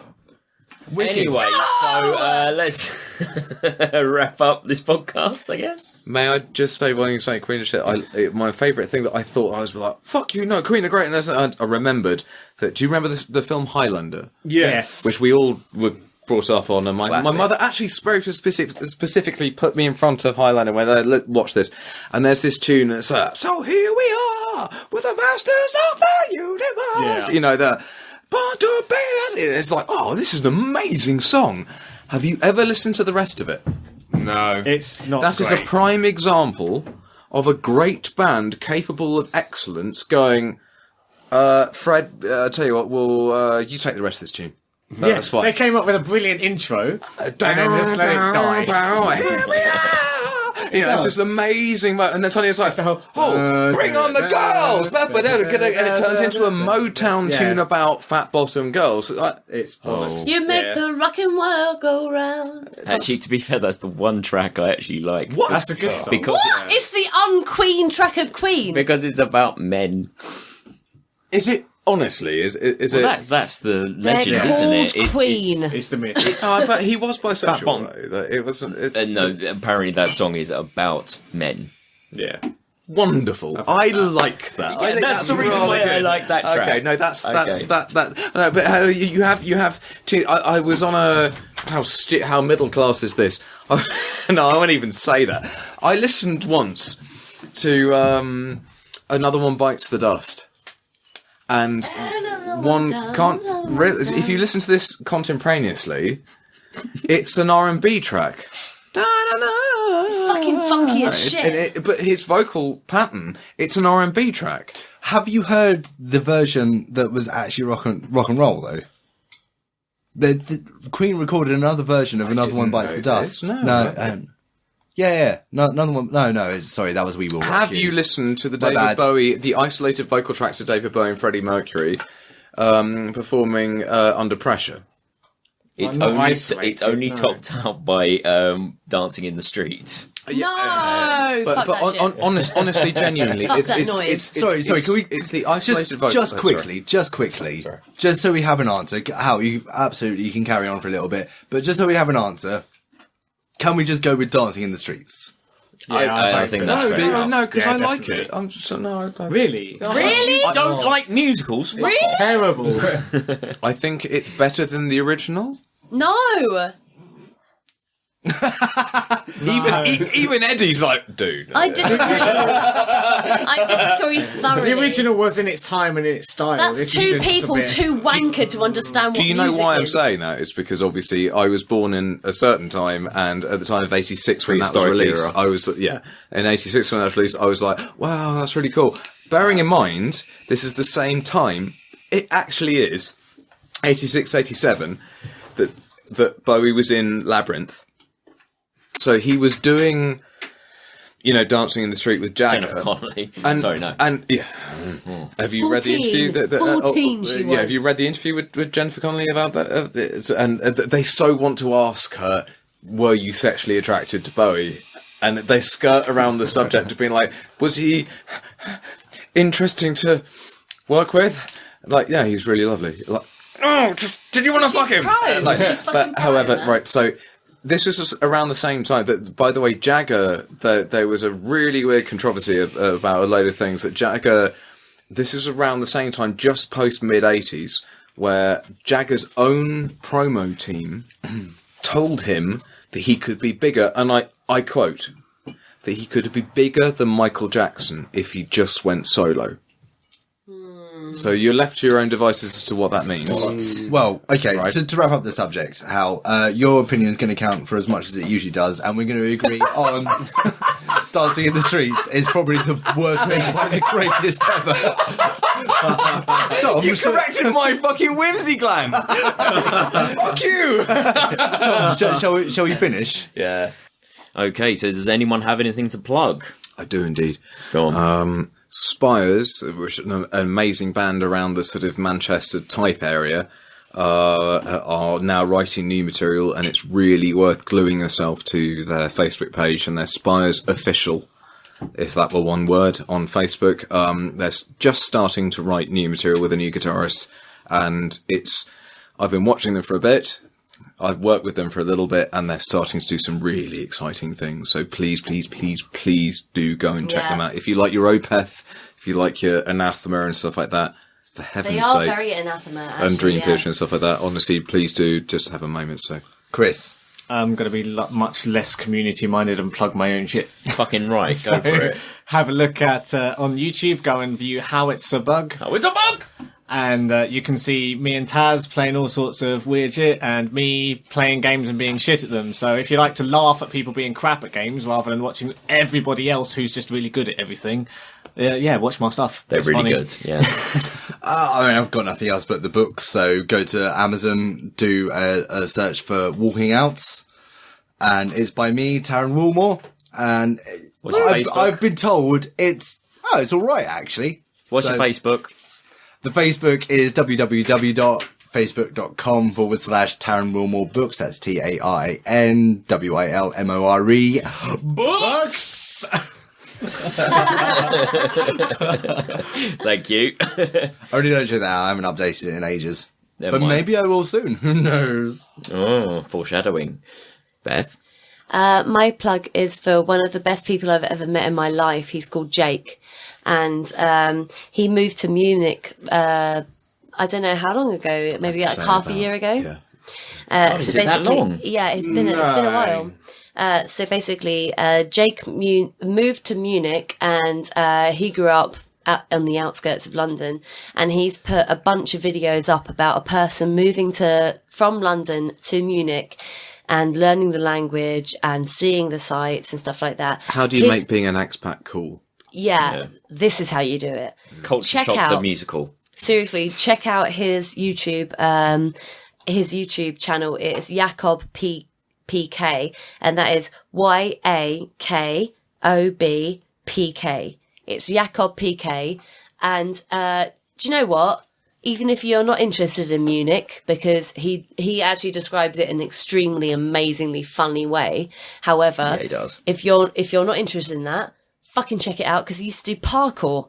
So he's got a buttload of Used to do funny videos. parkour as well. Jesus Christ. Really funny parkour. He has got a library of hilarious stuff It's so on his funny. YouTube videos. So It's also just not just worth saying that his position within parkour is exceptional. yeah, he And, was sponsored. Yeah, and At one point. it's worth bearing in mind that Jake had a very significant position within parkour and everything with it, and this is the continuation of his life, being an expat. And if you ever want to watch not pressing the Trump button, but in the expat lifestyle, he has done exceptionally. He has taken courses even when in England, in German, to go and move out there and assimilate himself into the society, whilst also being inherently English. And please watch the man because he's greatly entertaining. Please do. And to be fair, if he is listening, we miss you, babe. Just to clarify, that is expat, not immigrant. Greg, have you got anything to plug? Talk about the immigrant.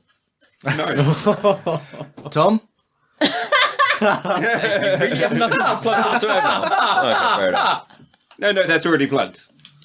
So this week Come and join me on my I'm channel. going to plug. Oh, let's go with my Dad Wrote a Porno podcast. Not our dad. I was going to say. A hilarious. Oh, that would be podcast. funny. The dude realised, the main host realised that his dad wrote an erotic novel and reads it week by week with two of his friends, and it's hilarious. They don't need my public, I was going to say, they're pretty big anyway. It's a massive podcast. However, I've really fallen in love with it thanks to host Christakis recommending it to me. My word, is it hilarious. May I do a second plug, if that's all right? Please do, yeah. I've just been working for a company who I've been adhered to for the best part of say, year and a half, 2 years. That I've just done a sort of videography. I've done a sort of like a video, if this makes sense, a video trailer for an audio book. It's glorious. And it's by the Carter Seagrove Company LLC. And they're particularly good writers for gay erotica. They're very good at what they do. It's worth checking them out because, honestly, what I've just created for them has been received very well by them, but it made me forget that, oh God, you're really good writers. And even if you're not homoerotically inclined, go and check them out because the writing, if you're humanly inclined, it will be it's exciting. romantically brilliant, and go and have a look. So, for the musical, here we got is The Jizz Heist. Boom, dibba boom, ba-dim, ba-din, boom, dibba dim, ba-dim, ba-din, dim, dibba dim, ba-din, boom, dibba dim, dim, dim, Share and tell a friend is the only way we can get more listeners. Our website is pottopicpodcast.com. Go there and submit a topic and find all our various links and shit. Our Twitter is @PotTopicPodcast. Search Pottopic Podcast on Facebook to find our page and community group. Interact with us. Our Instagram is @PotTopicPodcast. Use the hashtag PotTopicPodcast and you'll pick up here on our community wall on our website. For Tumblr, search Pottopic Podcast and you'll find my shit.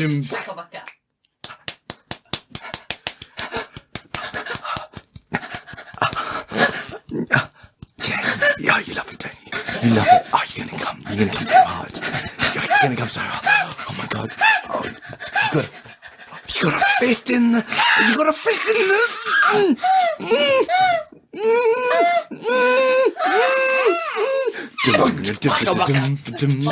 Share your emails with us and we'll read them out on the podcast. Send a pot topics to emails @PotTopicPodcast. We need some more audio topics, guys, please. Rate and review us on iTunes and Stitcher, 5 stars, bitches. Like the video on YouTube if that's how we're fair to listening to us. And may I say a thank you to all the hosts for joining me tonight. And of course, thank you for listening. And can I get a Bossy?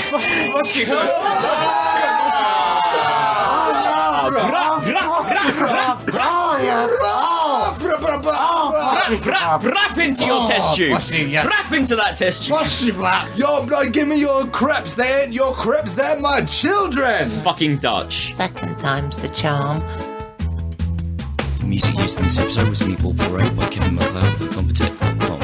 license are not Creative Commons by Attribution 3.0. Please see the MP3 comment tag or show notes on pottopicpodcast.com for more information.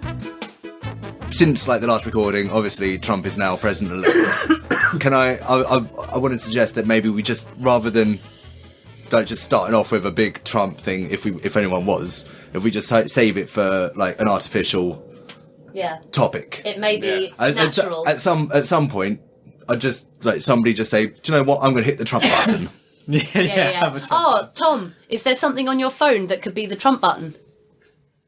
The sound What thing. you need is the theme tune to Trumpton. Yes, actually, yeah. Okay. All the best theme tunes. Don't use the. No, that's too good a theme tune to be using for Trump. Yeah, he wouldn't expend it on such a disaster of a They human just set being. the theme tune to Trumpton. Oh, you were going to load it up. It should be like a fart. I was gonna, I'm gonna have a look for. fart, yeah. I'm gonna have a, It always should be a fart. I'm Yeah, just, but how I'm just having a quick demonic look can a for fart be on the sound? duck farts.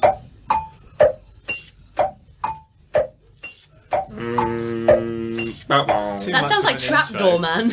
Here is the clock, the Trumpton clock, telling the time steadily, sensibly, never too quickly, Nah. never too... Let's try this one. Hang on. Do something horrific. Oh. You know what it should be? It should be Trump saying something very stupid. No, let's just hit the Trump button and have screaming masses. Yeah, that's what I mean. Something blood-curdlingly The sound horrible. of hell. Yeah, sounds of hell. Because then Rebecca Link Friday. Back seat, front seat, which one will I take? America. That sounds happy, though. It's called crowd panic sound effect. Nah, it sounds a little bit too cheery. Okay, let's try It's funny how intense crowd cheering- panic. This one's got shooting and sirens.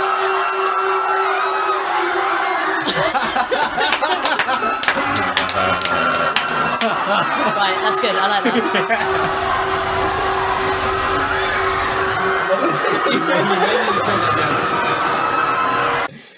No, definitely not. Blimey. It's levelled for the Pol Pot, so... never mind. Cool. Oh, actually, before you start, has anyone got any of your mix left? There's Pepsi somewhere, isn't No. I Oh, don't. that. The special PTP. Oh no!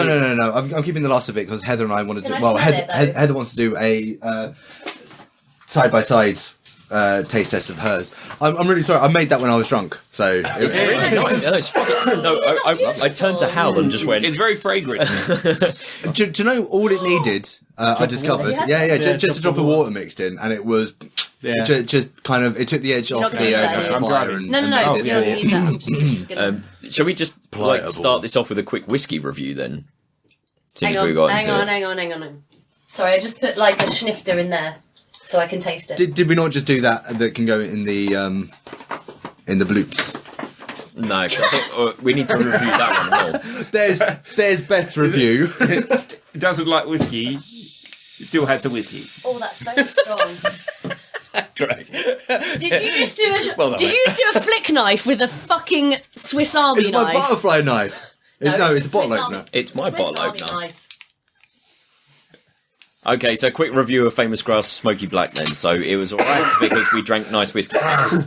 actually, I quite like it. It is actually pretty good. It's got a slight smoky taste, but not overwhelming. It's not overwhelming. Yeah, It's not peaty, it's not. Smoky. It's smoky. And they understand the colour spectrum because the bottle is blue and the whiskey is orange. Therefore, it makes a very deep brown. My wife. It's who not has PT, not only it's a command of PTP. colour spectrum, but the circle of fifths as well. It's just consistently outdoes me. I don't understand how anyone doesn't understand it. That's because that's how you're good at it. What, the circle of fifths? She has an absolute command of the colour spectrum and the circle of fifths. I like blue. Well, you won't like orange. It's the opposite. It makes brown. Right. Brown. Poo colour. That's why all my Play-Doh ended up looking like poo. Purple brown. No. That's not the reason you should stop eating it. I mean, as the old saying goes, Yes. Post Play-Doh. red and green should never be seen. Purple and yellow do not make good bedfellows. Orange and blue, no. See, he understands. Didn't know that at all. He understands. And I'm supposed to be colour grading now. There so, you are, wearing blue and green every single day. Oh, fuck. I Colourblind. explained- When you're not dressed up as a Diet Coke model. I don't want you in your sleeve. I don't want you. That white t-shirt needs to come off. I'm just washing my socks, leave me alone. I think we've got Laundry the outro day. song now. Yes. Last of the summer laundry. I just had that conversation with my colleague because I was explaining how your granddad, I think we may have mentioned it on the podcast before, but your granddad brought you into the room to experience a sunset that he couldn't that he couldn't see. appreciate, yeah. Well, he could see. He could just see different tones of sepia. But it was a damn fiery, Colourblind, It was I'm guessing. he was choked of oxygen when he was born, like Kinky. in a massively bad way, and he was so asthmatic that he nearly died. Something ludicrous, like 3 or 4 times in his youth. You know, he was found in the cot blue, literally, like just choking. And it was really bad. That's why he wasn't allowed to go to war. And he was gutted about that. So he joined the entertainment corps, which is the only thing he could do because he had to sign up. And he was really annoyed about it and everything like that. And it turns out that all he could see was sepias and oranges and browns sort of thing. It goes between relative colour and then mostly sepia. Right. And he called me in his latter years, in his late 70s. He just went, "How? Just come and join me." It's up in the kitchen, where in the cottage where we used to live, where you can see over the horizon. You can see an absolutely beautiful sunset. Yeah. Just go. Come in here, boy. What the fuck does that look like? Yeah, exactly. Describe it. Paint me a word watercolour. Because it was rare that my grandfather would sort of be like, urgently, quick now. I was like, oh shit, ran up there. It's like, look at that. I looked at it. Right? Yeah. Isn't that beautiful?